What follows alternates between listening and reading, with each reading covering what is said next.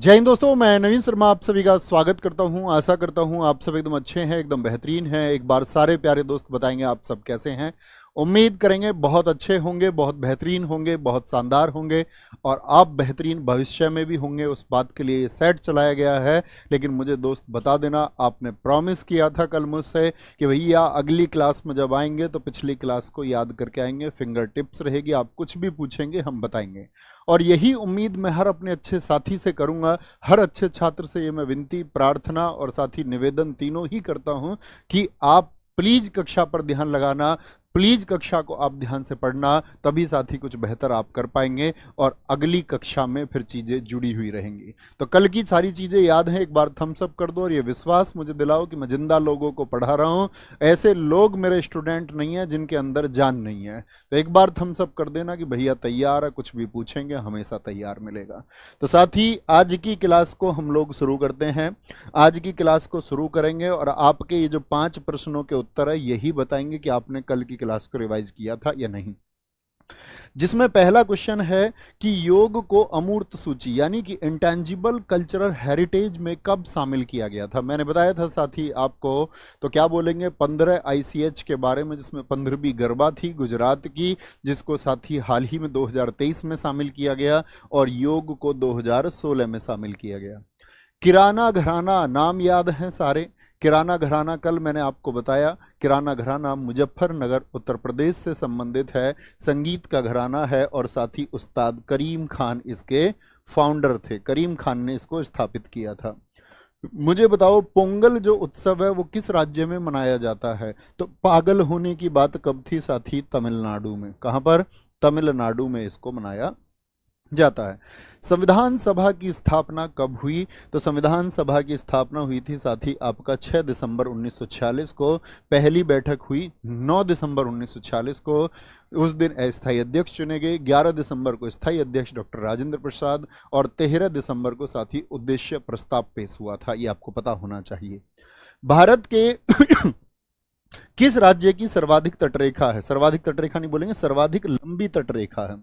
सबसे लंबी तटरेखा किसकी है? तो क्या बोलेंगे भैया? गुजरात की है। कितने किलोमीटर है ये आप बताएं। कितने किलोमीटर कल आपको बताई? तो आप बोलेंगे भैया आपने बताया था 1214 किलोमीटर, 1214 किलोमीटर क्या है इसकी लंबाई है। गलती नहीं करनी है। निखिल कुमार जी एक बार सारे साथी स्कोर लिख दें कि किन का 5/5 स्कोर है। ये स्कोर बताएगा कि आप रिवीजन करते हैं। आज की कक्षा की तरफ चलते हैं। पहला क्वेश्चन है, भारत के जो अधिकांश शास्त्रीय नृत्य हैं उन रूपों की उत्पत्ति रिक्त स्थान से हुई है। साथ ही आप देखते होंगे हमारे यहाँ जगह जगह पर अलग अलग तरह के डांस होते हैं। कोई नागिन डांस कर लेता है डीजे पर, कोई अपने हिसाब से ही नाच लेता है। तो बहुत तरह के डांस है जिनको हम फोक डांस का नाम भी दे देते हैं। लेकिन कुछ डांस ऐसे हैं जिन पर निर्भर करेंगे उनके स्टेप्स, वो किस चरण में होंगे, शुरुआत कैसे होगी, अंत कैसे होगा, इनको हम बोलते हैं क्लासिकल डांस। मुझे बताओ क्लासिकल डांस देश में कितने हैं? फटाफट से बताएंगे। क्या बोलेंगे जी? यजुर्वेद, अर्थशास्त्र, अथर्ववेद या फिर नाट्य शास्त्र? तो सबके बारे में कहां पर लिखा हुआ है? नाट्य शास्त्र। क्या बोलेंगे? नाट्य शास्त्र, जिसके लेखक, जिसके ऑथर, जिसके राइटर हैं साथी कौन? भरत मुनि। क्या बोलेंगे? इसके राइटर कौन है भैया? भरत मुनि इसके राइटर हैं। कभी भी गलती नहीं करनी है। कौन बोलेंगे? भरत मुनि इसके राइटर हैं। ये बात आपको पता होना चाहिए। और इसी नाट्य शास्त्र में जो चैप्टर हैं साथी वो हैं आपके 36। क्या बोलेंगे? चैप्टर 36 है। इसी नाट्य शास्त्र में आपसे कभी बात करें तो 600 जो है साथी काव्य पंक्तियां हैं, यानी कि पोइट्री की कितनी लाइंस हैं इसमें? आपका 600 काव्य पंक्तियां, पोइट्री लाइंस इसमें मौजूद हैं। किसमें? नाट्य शास्त्र में। बाकी यजुर्वेद आप जानते ही हैं, यज्ञ से संबंधित है, इसको इतिहास के प्रश्नों में कराऊंगा। अर्थशास्त्र राजनीति से संबंधित है।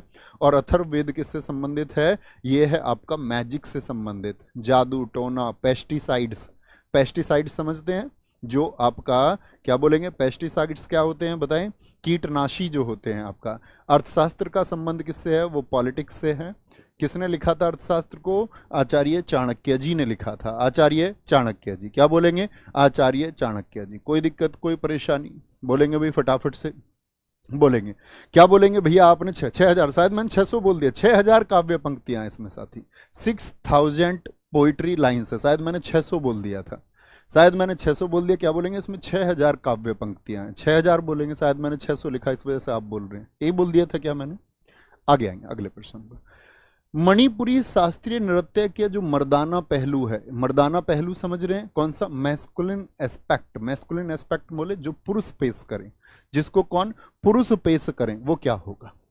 चोलोम है, परिंग है, माइबा है या रास है।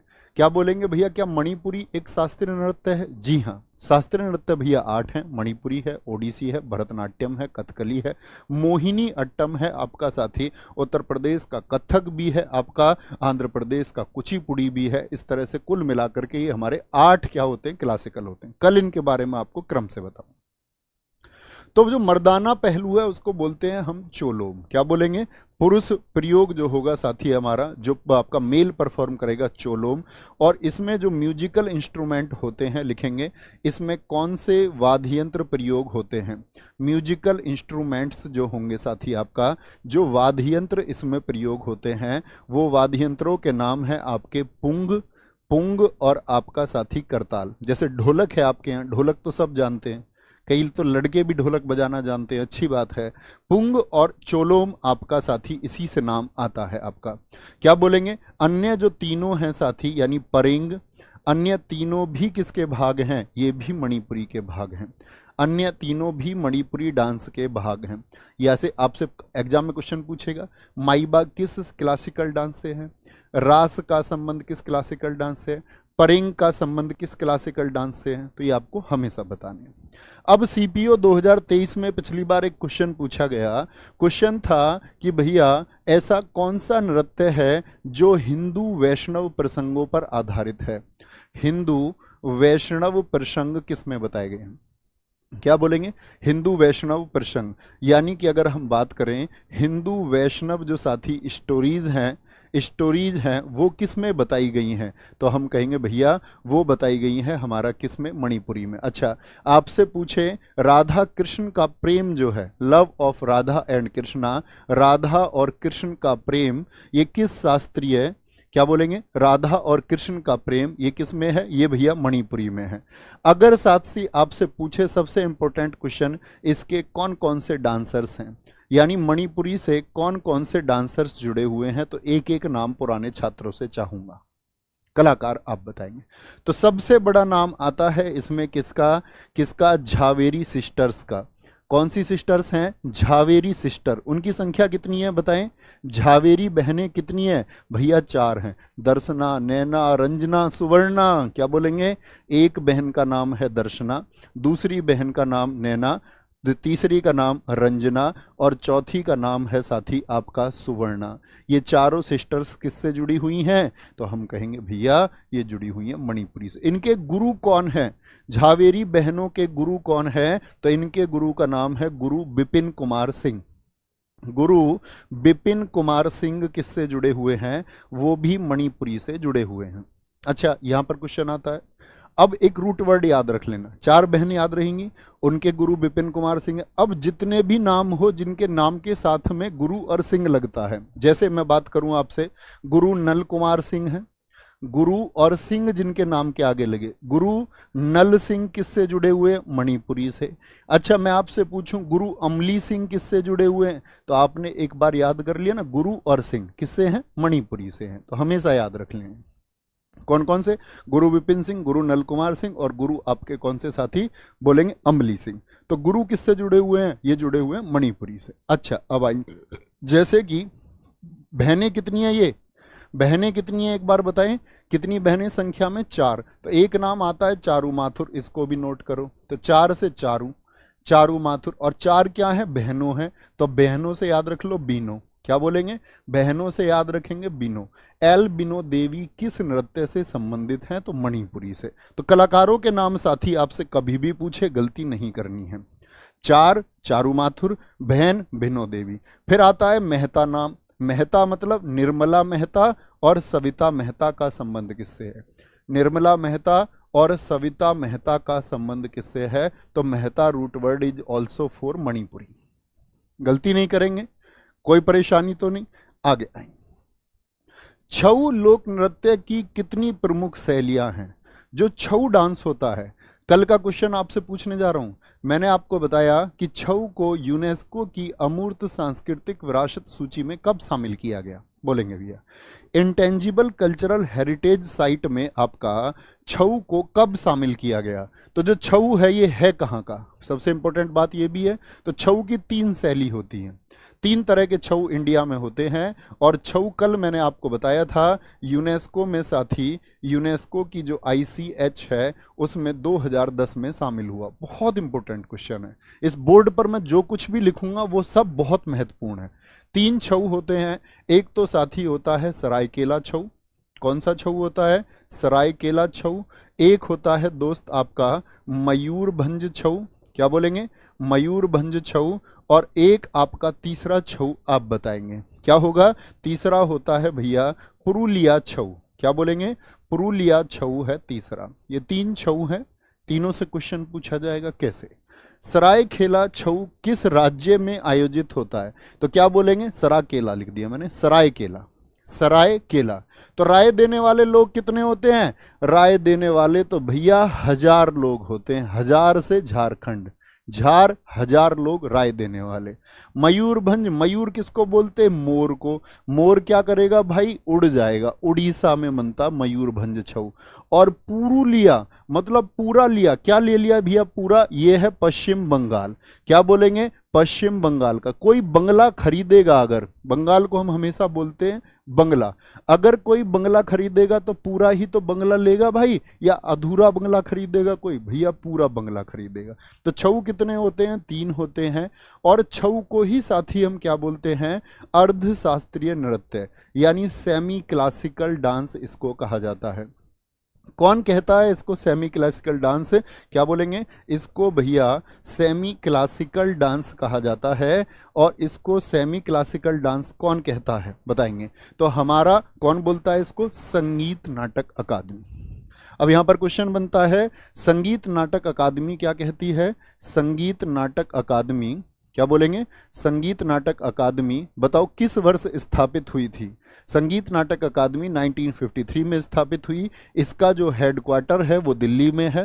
कहां पर है, दिल्ली में है। तो संगीत नाटक अकादमी कहती है कि भैया 8 क्लासिकल डांस है। क्लासिकल अर्थात शास्त्रीय नृत्य कितने हैं, तो क्या आप बोलेंगे, पेपर में अगर क्वेश्चन आएगा शास्त्रीय नृत्य की संख्या कितनी है, तो आप बोलेंगे भैया 8, हम उत्तर पेपर में दे के आएंगे। फिर भैया कहीं कहीं हमने 9 लिखा देखा है, 9 क्या होता है, 9 क्या होता है, तो हम बोलेंगे भैया ये संगीत नाटक अकादमी कहती है कि जो नवा है ना, वो नवा जो है वो आपका सेमी क्लासिकल है।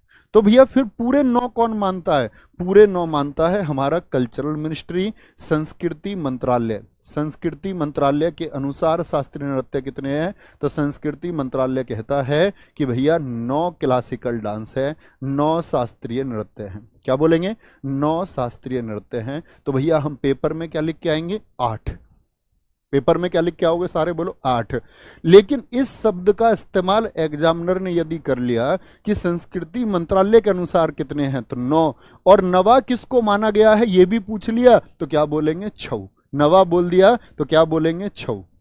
प्रसिद्ध छऊ कलाकार बताएं कौन है, बहुत फेमस कौन से डांसर्स हैं जिन्होंने छऊ में अपनी एक पहचान बनाई। प्रसिद्ध छऊ कलाकार एग्जाम में पूछा जाता है। एक तो साथी मकर ध्वज दारोगा हैं, कौन बोलेंगे, मकर ध्वज दारोगा का संबंध किससे है, मकर ध्वज दारोगा का संबंध किससे है, तो बोलेंगे छऊ से है। केदारनाथ सिंह का संबंध किससे है, केदारनाथ सिंह का संबंध भैया किससे है, वो छऊ से है। तीसरा होगा साथी शुभेंदु नारायण का संबंध किससे है, शुभेंदु नारायण का संबंध किससे है। और ये जो तीनों है, तीनों को साथी, तीनों को पद्मश्री मिल चुका है। क्या मिल चुका है, तीनों को पद्मश्री अवार्ड मिल चुका है। अगर मैं आपसे जानना चाहूं कि पद्मश्री भारत में कौन से नंबर में, सीनियरिटी में कौन से नंबर पर आता है, तो क्या बोलेंगे, भारत का सबसे बड़ा जो अवार्ड है भैया वो भारत रत्न है। क्या बोलेंगे? वो भारत रत्न है। दूसरे नंबर पर जो इंडिया में अवार्ड है वो साथी आपका सबसे बड़ा भाई इनमें पद्म विभूषण है। क्या बोलेंगे? पद्म विभूषण है। तीसरे नंबर पर अवार्ड आता है पद्म भूषण। देखो विभूषण से कम साथी लेटर्स हैं आपके। और सबसे छोटा भाई है इसमें, सबसे छोटा भाई है कौन सा? वो पद्मश्री है। तो पद्मश्री का कौन सा मार्क हो गया आपका? कौन सा स्थान हो गया? 4th प्लेस है उसका। क्या बोलेंगे? उसका चौथा स्थान है। कभी गलती नहीं करनी है। आगे आएंगे। द अनफॉरगेटेबल्स किस गजल गायक के अर्ध शास्त्रीय संगीत का संग्रह था? मतलब कौन सा वो साथी आपका गजल गायक है जिसने आपका सेमी क्लासिकल म्यूजिक दिया? The unforgettable. क्या बोलेंगे? एक म्यूजिक एल्बम थी। तो किसकी है? जगजीत सिंह।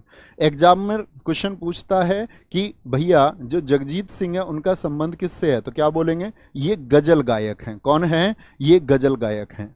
और एक बात याद रख लेना, जगजीत सिंह जी को आपका पद्म भूषण कब मिला?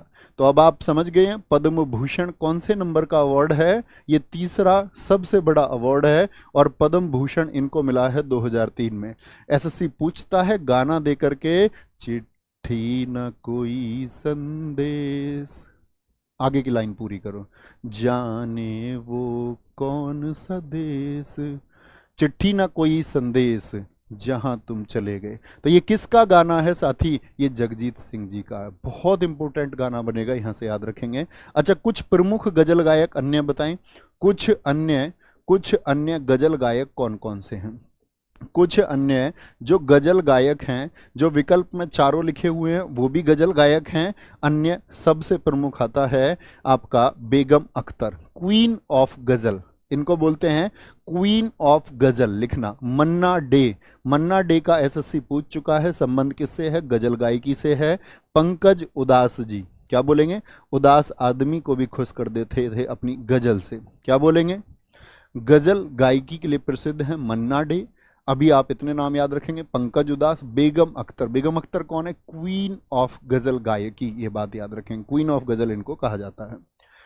दीपिका रेड्डी का संबंध निम्नलिखित में से किस शास्त्रीय नृत्य शैली से है? दीपिका रेड्डी किसके लिए जानी जाती हैं?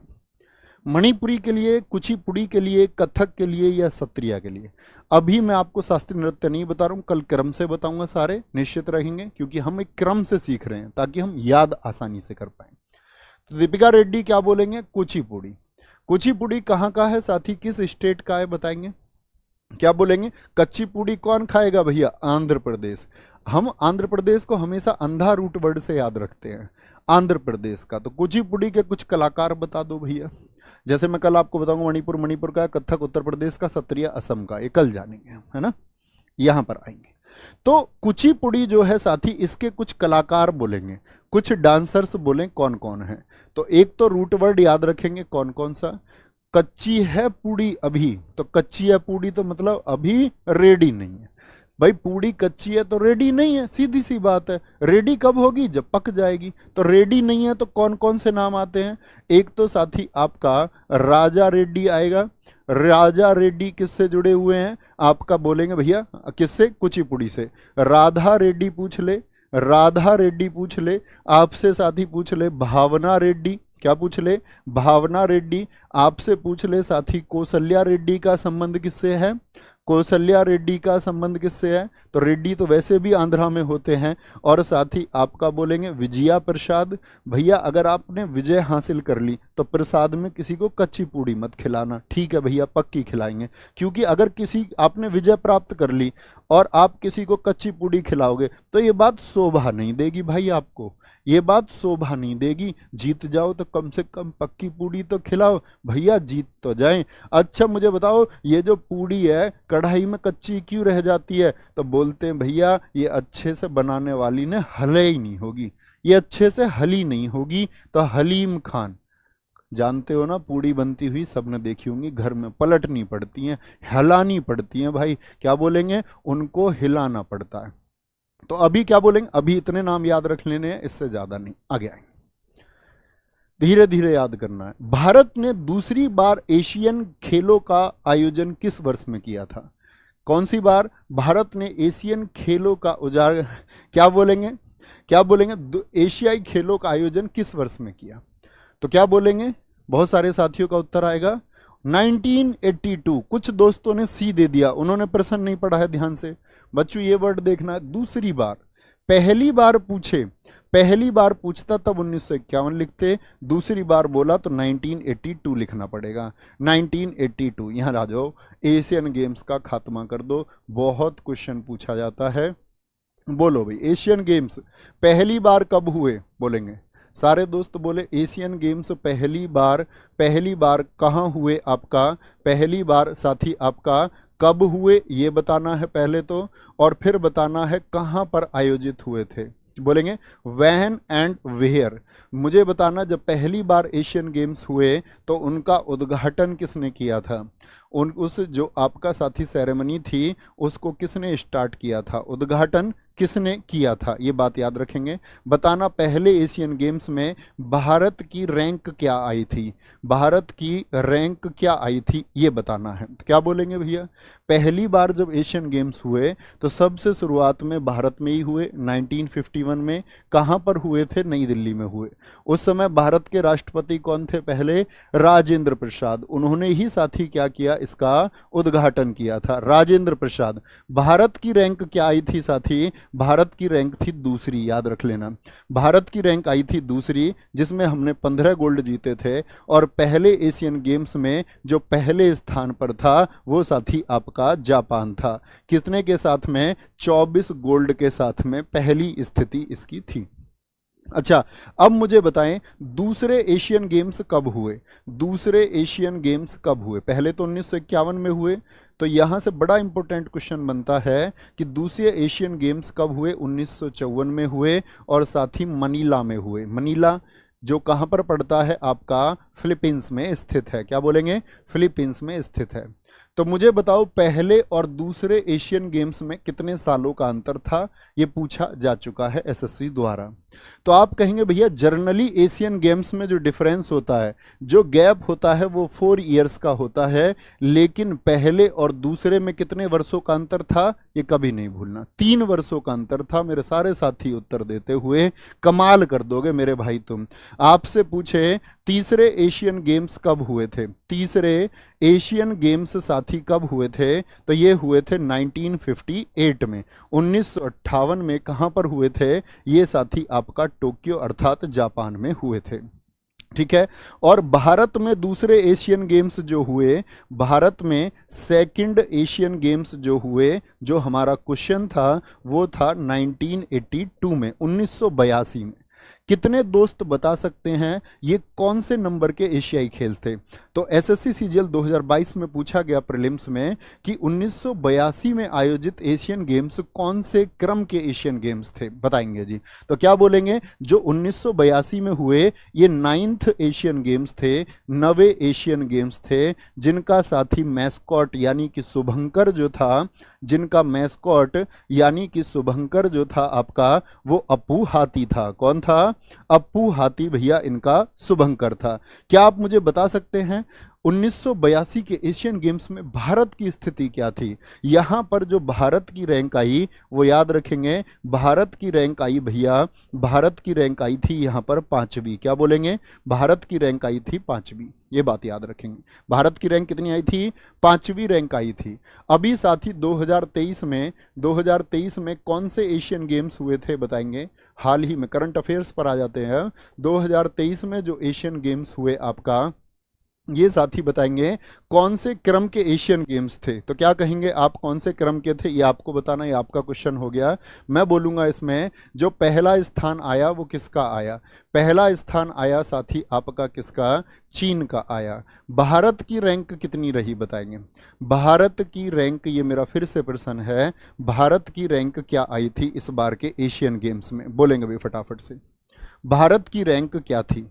बहुत गजब कई साथियों ने उत्तर दिया।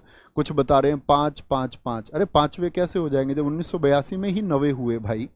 1982 में ही नवे हुए। तो भारत की रैंक बताएं। बहुत खूबसूरत उत्तर आते हुए भारत की रैंक आई है साथी इसमें चौथी।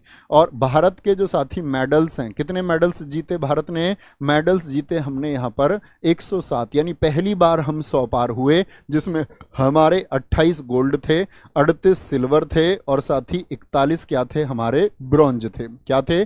41 हमारे ब्रॉन्ज थे। 28 और फिर 10 38 और 3 41, इस तरह मिलाकर के कुल रैंक हमारी बनती है 4th। मुझे बताओ यहाँ पर जो साथी ध्वज शुरू हुआ हमारा, फ्लैग जब स्टार्टिंग हुई तो ध्वज जो लेके चला है, क्या बोलेंगे? ध्वज शुरुआत में किसके हाथ में था?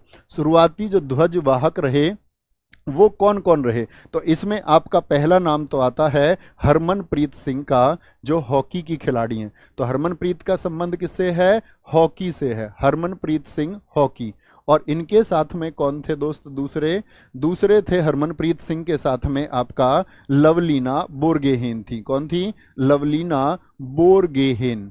ये किससे संबंध है? इनका कौन सा गेम है भैया? इनका बॉक्सिंग है। जब साथी आपका समापन हो गया गेम्स का, तो ध्वज समापन पर लेकर कौन चला? जो आपका एंडिंग में सेरेमनी हुई तो कौन लेकर के चला आपका? तो क्या बोलेंगे? PR श्रीजेश। PR श्रीजेश का संबंध किस गेम से है? तो ये भी हॉकी से है। PR श्रीजेश का संबंध किससे है साथी? आपका हॉकी से है। ये करंट का अपडेट रहा, इसको भूलना नहीं है। ठीक है, आगे चलते हैं। नेक्स्ट है, फुटबॉल विश्व कप का प्रारंभ किस वर्ष में हुआ था? फुटबॉल विश्व कप पहली बार कब हुआ? 1934 में, 1928, 1932 या फिर 1930 में हुआ? तो फुटबॉल विश्व कप पहली बार हुआ 1930 में साथी। और इसका जो आयोजन हुआ था, जो इसको होस्ट किया था, वो किया था इसको उरुग्वे कंट्री ने। उरुग्वे की राजधानी जरा बताओ मुझे? मॉन्टेवीडियो है। क्या है? मॉन्टेवीडियो है। इसमें जो साथी विजेता रहा वो उरुग्वे ही रहा। क्या बोलेंगे? उरुग्वे ही रहा। और उपविजेता कौन था पहले विश्व कप में? विजेता को हमेशा याद रख लेना, उपविजेता बेशक भूल जाना। क्या बोलेंगे? अर्जेंटीना। आपसे पूछे 1934 में क्या हुआ था? ये सेकंड वर्ल्ड कप हुआ था। सेकंड वर्ल्ड कप कहाँ हुआ था आपका? 1934 में। और ये हुआ था इटली में। और जीता भी किसने? इटली ने ही जीता था। जीता भी किसने? पहला उरुग्वे ने जीता, दूसरा इटली। 1934 इटली ने जीता। मुझे बताओ फुटबॉल का जो वर्ल्ड कप होता है, इसको कौन सी संस्था कराती है? कौन है जो शीर्ष संस्था है फुटबॉल के लिए? तो साथी फिर आता है फीफा का नाम। क्या बोलेंगे? फीफा, जिसकी साथी स्थापना कब हुई ये आपको पता होना चाहिए। तो फीफा की स्थापना हुई भैया 1904 में। कहाँ पर हुई थी स्थापना? वो पेरिस फ्रांस में हुई। लेकिन आपसे क्वेश्चन पूछे कि फीफा का हेडक्वार्टर कहाँ पर है? फीफा का हेडक्वार्टर कहाँ पर है? तो आप बोलेंगे ज्यूरिख भैया, स्विट्जरलैंड में है। कहाँ पर? ज्यूरिख, स्विट्जरलैंड में। स्विट्जरलैंड में इसका हेडक्वार्टर है। आपसे पूछेगा फीफा ने जो आधिकारिक रूप से ओलंपिक में कब शामिल हुआ? फीफा बोलेंगे आधिकारिक रूप से ओलंपिक में शामिल। तो क्या वर्ष आएगा? 1908 आएगा। 1908 में शामिल हुआ, 1908 में। मुझे बताओ सबसे ज्यादा बार फुटबॉल विश्व कप किसने जीता है? कौन सा देश है जिसने सबसे ज्यादा बार फुटबॉल वर्ल्ड कप को जीता है? FWC मतलब फुटबॉल वर्ल्ड कप को जीता है। कौन सा देश है? तो आप कहेंगे भैया वो ब्राजील है। कितनी बार भैया जीता है? 5 बार ब्राजील ने जीता है। कितनी बार? 5 बार जीता है। अच्छा, 2022 का जो फुटबॉल वर्ल्ड कप हुआ ये किसने जीता था? 2022 F for football, W for world और C फॉर कप। 2022 का फुटबॉल वर्ल्ड कप किसने जीता? अर्जेंटीना ने जीता। किसने? अर्जेंटीना ने जीता। कहाँ पर इसका आयोजन हुआ था साथी? आयोजन इसका हुआ था आपका कहाँ पर? कतर में। कहाँ पर आयोजन इसका हुआ था? कतर, दोहा आपको पता होना चाहिए। मेरा आपसे क्वेश्चन है, मुझे बताना 2026 का फुटबॉल वर्ल्ड कप कहाँ पर आयोजन होगा? कहां पर आयोजित होगा? 2026 का जो साथी फुटबॉल वर्ल्ड कप होगा, फुटबॉल वर्ल्ड कप होगा, वो कहां पर आयोजित होगा? तो 2026 का फुटबॉल वर्ल्ड कप के लिए कनाडा, मैक्सिको और यूएसए को चुना गया है। कनाडा, मैक्सिको और यूएसए को चुना गया है किसके लिए? 2026 के लिए। ठीक है, क्या बता दिया? फीफा की स्थापना 1904 पेरिस फ्रांस में हुई साथी आपका। इसका जो साथी हेडक्वार्टर है वो ज्यूरिख स्विट्जरलैंड आप चुनेंगे। 1908 में ये ओलंपिक में आधिकारिक रूप से शामिल हुआ। पहली बार जो फुटबॉल का वर्ल्ड कप हुआ वो 1930 में हुआ, उरुग्वे में हुआ। जीता कौन? उरुग्वे। दूसरा जो हुआ साथी वो आपका इटली में हुआ, 1934 में हुआ। 2022 का दोहा में हुआ। कहां पर हुआ? दोहा में हुआ आपका, कतर में। कौन जीता भैया? इसको अर्जेंटीना जीता था। हराया किसको था अर्जेंटीना ने? ये अगर आप नहीं जानते तो पता होना चाहिए कि फ्रांस को हराया था। किसको? फ्रांस को हराया था। किसको हराया था? अर्जेंटीना ने फ्रांस को हराया था। आगे आएंगे। प्रथम राष्ट्रमंडल खेलों का आयोजन, जो पहले कॉमनवेल्थ गेम्स थे, कॉमनवेल्थ मतलब वो सभी देश जो ब्रिटेन का उपनिवेश रहे, जिन पर कभी ना कभी ब्रिटेन ने प्रत्यक्ष या परोक्ष, अगर हम बोले डायरेक्ट या इनडायरेक्ट रूल किया था ब्रिटेन ने, तो उन सब का मिलाकर के राष्ट्रमंडल खेल खेले जाते हैं। तो पहली बार कब हुए? 1926, 1930, 1920 या 1922? पहली बार 1930 में हुए। और कहां पर हुए थे साथी? हैमिल्टन, कनाडा में हुए। क्या बोलेंगे? हैमिल्टन, कनाडा में हुए। कहां पर हुए थे दोस्त? हैमिल्टन, कनाडा में हुए थे, ये बात याद रखेंगे। 1934 में साथी सेकंड हुए। और दूसरे जो कॉमनवेल्थ गेम्स थे, दूसरे कॉमनवेल्थ गेम्स जो थे, अगर आपसे कभी पूछे तो आप बोलेंगे सेकंड कॉमनवेल्थ गेम्स भैया लंदन में हुए। क्या बोलेंगे? लंदन में हुए थे। ठीक है, सबसे ज्यादा आयोजन जो इसका हुआ है, सबसे ज्यादा आयोजन यानी कि सबसे ज्यादा बार कॉमनवेल्थ गेम्स किस कंट्री में खेले गए हैं? तो ऑस्ट्रेलिया में 5 बार हुआ है। क्या बोलेंगे? ऑस्ट्रेलिया में भैया 5 बार ये गेम्स हुए हैं। क्या बोलेंगे? ऑस्ट्रेलिया में। और इसको ही 100 वर्ष की खुशी पर 2030 में भी कहां पर गेम होंगे? 2030 में भी 100 वर्षों को सेलिब्रेट किया जाएगा। 2030 में हैमिल्टन में ही होंगे। कहां होंगे? 2030 में 100 साल हो जाएंगे तो भी हैमिल्टन में ही होंगे। अच्छा मुझे बताओ साथी, आज तक भारत में हुए हैं कॉमनवेल्थ गेम्स या नहीं हुए हैं? भारत में कॉमनवेल्थ गेम्स कब हुए थे बोलेंगे? भारत में अगर मैं राष्ट्रमंडल खेलों की बात करूं, कॉमनवेल्थ गेम्स की बात करूं, तो क्या बोलेंगे भैया? भारत में कब हुए? तो आप बोलेंगे कॉमनवेल्थ गेम्स भारत में 2010 में हुए। सिर्फ एक बार हुए हैं, नई दिल्ली में हुए थे। कहाँ हुए थे? नई दिल्ली में हुए थे। इतनी बात जाननी है। अच्छा अभी अगर मैं बात करूं 2022 में जो हुए थे, वो साथी आपका 22वें कॉमनवेल्थ गेम्स थे। क्या बोलते हैं इनको? CWGF। 22वें, आप समझ गए होंगे। 22वें जो कॉमनवेल्थ गेम्स थे, इनमें मुझे बताएं आप कि भारत की रैंक क्या थी? भारत की स्थिति क्या थी बताएंगे? भारत की रैंक क्या रही थी पिछले वाले कॉमनवेल्थ गेम्स में? तो भारत की रैंक रही थी 4th, यानी हमारे को लाए थे 61 मेडल्स। 61 मेडल हमने जीते, जिसमें साथी हमारा क्या था? 22 गोल्ड थे, 16 सिल्वर थे और 23 ब्रॉन्ज थे। क्या थे? 23 ब्रॉन्ज थे। इस तरह से हमने मेडल जीते थे। 22, 10, 32, 6, 38, 10, 48, 10, 58 और 3, 61। ठीक है, कितने? 61 मेडल हमने जीते। 22 साथी गोल्ड रहे हमारे, 16 सिल्वर रहे और 23 ब्रॉन्ज रहे। भारत की रैंक रही 4th। बहुत सारे साथी मेरे लिख रहे हैं बहुत गजब तरीके से, 4th। नई ऊर्जा, नई पहचान। नरेंद्र मोदी ए पॉलिटिकल बायोग्राफी किसके द्वारा लिखी गई है? पूनम सूरी, एंडी मारिनो, दमन सिंह या फिर राघव बहल के द्वारा? या फिर राघव बहल के द्वारा? क्या बोलेंगे? Poonam Suri, Andy Marino? तो आप कहेंगे भैया एंडी मैरिनो के द्वारा, जो एक ब्रिटिश लेखिका हैं। कैसी हैं? जो साथी आपका एक ब्रिटिश लेखिका हैं। क्या बोलेंगे? एक ब्रिटिश लेखिका हैं, इन्होंने लिखी है आपका नरेंद्र मोदी के लिए।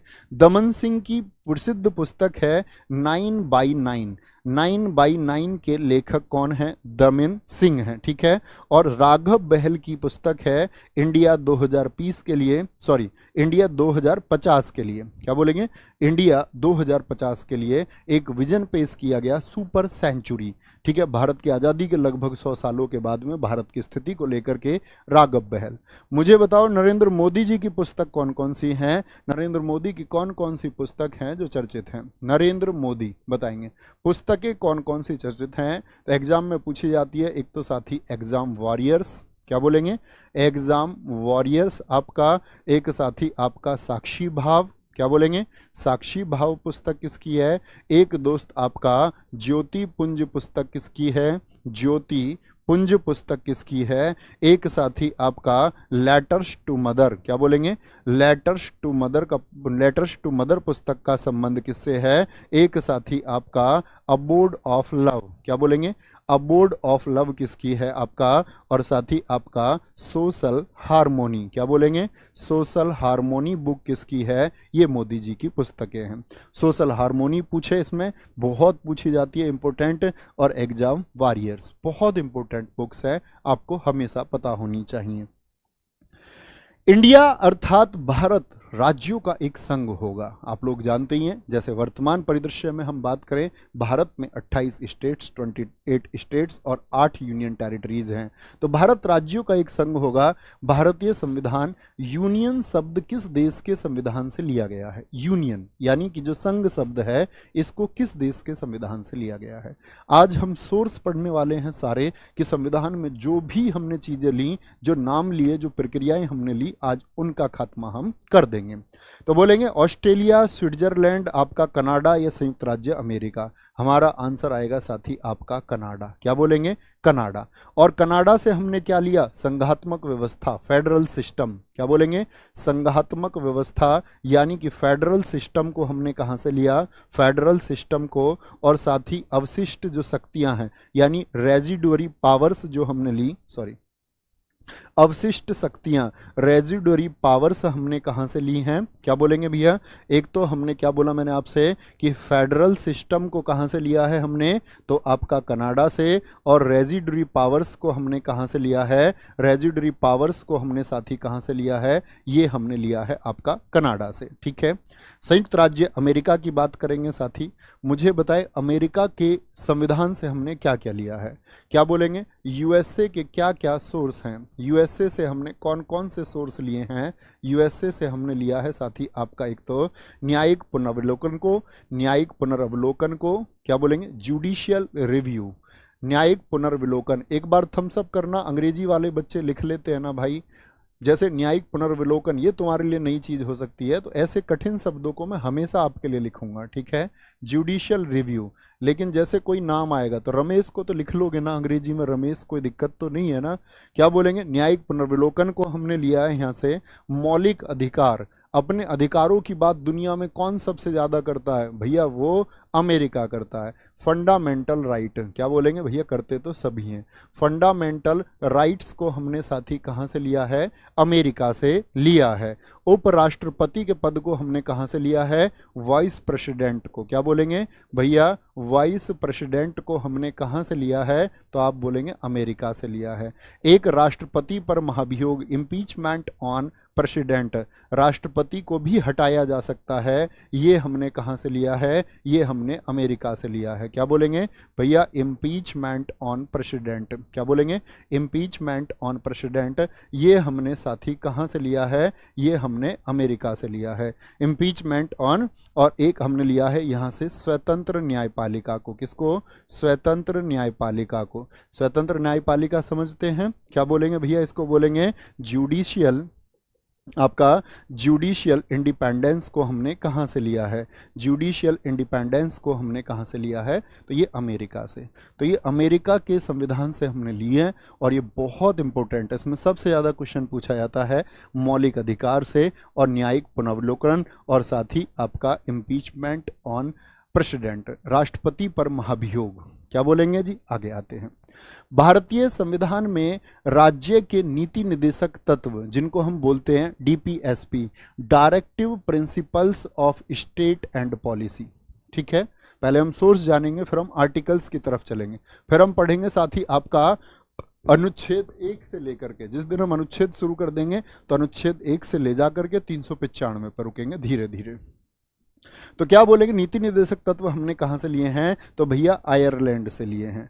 आयरलैंड से, क्या बोलेंगे, आयरलैंड से हमने इनको लिया है, कभी भी गलती नहीं करनी। यूके, ब्रिटेन की अगर हम बात करते हैं, ब्रिटेन से हमने क्या क्या लिया है साथी बताएंगे, यहां से हमने लिया है एकल नागरिकता। एकल नागरिकता बोले सिंगल सिटीजनशिप, यानी हम एक ही देश के नागरिक हो सकते हैं। अगर किसी और देश की नागरिकता हमने ग्रहण कर ली तो हम अपने देश की नागरिकता क्या कर देंगे भैया, खो देंगे। तो एकल नागरिकता आपसे कभी पूछे, पार्लियामेंट्री सिस्टम पूछे, संसदीय प्रणाली पूछे, संसदीय प्रणाली को हमने साथी कहां से लिया है, तो आप कहेंगे भैया हमने यूके से लिया है। यूएसए में आपको अभी बता चुका। अब आयरलैंड की बात कर लें। राष्ट्रपति का जो इलेक्शन है, क्या बोलेंगे, मेथड ऑफ प्रेसिडेंट इलेक्शन, राष्ट्रपति निर्वाचन की जो विधि है कि कैसे राष्ट्रपति को चुना जाएगा, वो एकल संक्रमणीय मत क्या है उसको समझाऊंगा एक दिन। राष्ट्रपति निर्वाचन की विधि, और साथ ही राष्ट्रपति द्वारा राज्यसभा में कितने सदस्य भेजे जाते हैं, कितने सदस्य नॉमिनेट किए जाते हैं राष्ट्रपति द्वारा। राज्यसभा में हमारे जो साथी सदस्य हैं वो टोटल आपका 250, उसमें से कितने सदस्य राष्ट्रपति भेजते हैं, तो बोलेंगे राष्ट्रपति द्वारा जो राज्यसभा है, जिसको हम अपर हाउस बोलते हैं, जिसको हम अपर हाउस बोलते हैं, उसमें जो 12 सदस्य होते हैं, वो शब्द पर गौर करना, नामित होते हैं। नामित मतलब नॉमिनेटेड, इलेक्टेड नहीं होते, नॉमिनेटेड। 12 सदस्य जो विशेष पहचान रखते हैं किसी न किसी क्षेत्र में, यानी आप देश में एमपी बन सकते हो बिना कोई चुनाव जीते, और राष्ट्रपति साहब यदि आपको भेज दें, ठीक है, 12 सदस्यों में से आप एक हो सकते हैं, ठीक है। जापान से अगर मैं बात करूं साथी, जापान से हम देखते हैं विधि द्वारा स्थापित प्रक्रिया। क्या बोलेंगे, विधि द्वारा स्थापित प्रक्रिया, यानी कि ऐसा एक प्रोसेस, या आप लिख सकते हैं प्रोसेस एस्टेब्लिश्ड बाय लॉ। क्या बोलेंगे, प्रोसेस एस्टेब्लिश्ड बाय लॉ। जैसे हमारे देश में कानून होते हैं, जैसे सीआरपीसी है, पुलिस का कानून है, क्या बोलेंगे, क्रिमिनल प्रोसीजर कोड है, वो किससे लिया है, हमने जापान से लिया है। आगे आएंगे। निम्नलिखित में से कौन सा एक युग्म है वो सही सुमेलित नहीं है, यानी एक जोड़ा सही नहीं है। कुछ साथी को मैं देख पा रहा हूँ कमेंट सेक्शन में, कमेंट बहुत तेज है, नाम साथी नहीं पढ़ पाऊंगा 40 दिन किसी का, किसी पर नजर चली जाए तो बात अलग है, बाकी आप उत्तर के अलावा कोई और बात मत करना। ये मेरी आपसे हाथ जोड़ के रिक्वेस्ट है कि आपका भविष्य आपके हाथ में है। आप या तो अतिरिक्त बातें कर लें, या तो आप अपना नाम बुलवाने के चक्कर में रहें, या सिर्फ फोकस करें क्लास पर। एक प्रॉमिस ये भी आपसे चाहूंगा कि भैया 40 दिन में क्लास के अलावा कुछ और अतिरिक्त बातों में आंसर के अलावा ध्यान नहीं लगाऊंगा। थम्स अप कर दे भैया, मेरा ध्यान कभी भी नाम बुलवाने पर नहीं रहेगा, और ना मैं साथी बोलने वाला हूं, यानी आप अपनी ऊर्जा बेवजह ही खर्च करेंगे। तो राइट्स मैंने बताए, मौलिक अधिकार क्या बोलेंगे भैया, ये यूएसए से, ठीक है। अभी मैंने बताया डीपीएसपी हमने कहां से लिए, आयरलैंड से लिए। मुझे बताओ आयरलैंड के किस अनुच्छेद से, डीपीएसपी को हमने आयरलैंड के किस अनुच्छेद से लिया है, यानी कि उनका भी तो एक संविधान होगा, जब वहां से लिए तो वहां भी तो लिखे गए होंगे, और जब वहां पर लिखे गए होंगे साथी तो वहां के किस आर्टिकल में लिखे हुए हैं, तो उनका अनुच्छेद है 45। क्या बोलेंगे, आर्टिकल 45 से हमने लिया, उनके आर्टिकल 45 में लिखे हुए हैं। हमारे यहाँ किस आर्टिकल में है डीपीएसपी, हमारे यहाँ आर्टिकल 36 से 51 के बीच में है, ये बताएंगे हम आपको आगे चल के। अवशिष्ट शक्तियां, जो रेजिडरी पावर्स हैं साथी, ये मैंने कहां से बताया था आपको भैया, ये रेजिडरी पावर्स हमने कनाडा से लिए हैं। कहां से लिए हैं, कनाडा से ली हैं, ठीक है। आपातकालीन इमरजेंसी में क्या होगा, इमरजेंसी, देश में जो इमरजेंसी लगती है, आर्टिकल 352, 356, 352, 356 और 360, इनकी हम बात करेंगे, क्या उनमें होगा आगे चल के। आपातकालीन शक्ति हमने जर्मनी से ली है, और जर्मनी का संविधान, उसका क्या नाम है साथी, जर्मनी के संविधान का नाम है वीमर, जिसको हम कई बार वाइमर भी लिखते हैं, ठीक है। कई पुस्तकों में इसका नाम आपको वाइमर लिखा मिलेगा। तो जर्मनी के संविधान का क्या नाम है, वीमर है। भारत के संविधान में समवर्ती सूची जो है, कॉन्करेंट लिस्ट, क्या होती है, देखो कुछ ऐसे विषय होते हैं जिन पर सेंट्रल गवर्नमेंट कानून बनाती है, जिनको हम बोलते हैं आपका संघ सूची, ठीक है, सेंट्रल लिस्ट। एक होती है जिन पर कानून राज्य बनाता है, उसको स्टेट लिस्ट बोलते हैं। लेकिन कुछ कानून ऐसे हैं, जैसे शिक्षा संबंधी कानून हो गए, उन पर आपका साथी अगर बात करें, केंद्र सरकार और राज्य सरकार दोनों कानून बना सकती हैं। यानी जिस पर सेंट्रल गवर्नमेंट और स्टेट गवर्नमेंट दोनों कानून बना पाए, ऐसे विषय हैं आपके समवर्ती सूची में। तो ये समवर्ती सूची को हमने कहां से लिया? ग्रेट ब्रिटेन से। ब्रिटेन में आपको बता चुका, सिंगल सिटीजनशिप और आपका पार्लियामेंट्री सिस्टम। अगर पीएम का पद भी पूछूं तो वो भी संसद में आता, तो ग्रेट ब्रिटेन। यूएसए से हमने कहीं इसका जिक्र किया, कनाडा में आपको बता चुका, तो क्या बोलेंगे भैया? ऑस्ट्रेलिया के संविधान से हमने इसको लिया है। किसके संविधान से? ऑस्ट्रेलिया। क्या और कुछ हमने लिया है ऑस्ट्रेलिया से? एक बार बताएं, क्या बोलेंगे भैया? जो हमारा प्रस्तावना है उसकी भाषा को, संविधान की जो प्रियम्बल है, आगे चल के आपको पढ़ाऊंगा शायद एक दो दिन बाद ही, पूरी प्रियम्बल शायद कल ही, प्रस्तावना की भाषा यानी कि जो प्रियम्बल की लैंग्वेज है साथी, उसको हमने कहाँ से लिया है? वो ऑस्ट्रेलिया के संविधान से लिया है। एक साथी संयुक्त बैठक, मुझे बताइए ज्वाइंट मीटिंग को किस अनुच्छेद में बताया गया है? संयुक्त बैठक, यानी कि आपका जो ज्वाइंट मीटिंग है वो साथी हमने कहाँ से ली है? उसको भी हमने ऑस्ट्रेलिया से ही लिया है। ये आर्टिकल 108 में है। क्या बोलेंगे? आर्टिकल 108 में। यानी लोकसभा और राज्यसभा किसी बात को लेकर के एक मत नहीं है, सहमत नहीं है, तो राष्ट्रपति क्या करते हैं? उनको इकट्ठा बिठा लेते हैं, कि लोकसभा के लोग भी आ जाओ, तुम 550 लोग भी आ जाओ, तुम 250 लोग भी आ जाओ, इकट्ठे बैठ जाओ, अब इस पे बात कर लेते हैं। ठीक है, तो इसको बोलते हैं ज्वाइंट मीटिंग। ऑस्ट्रेलिया के संविधान से लिया है हमने।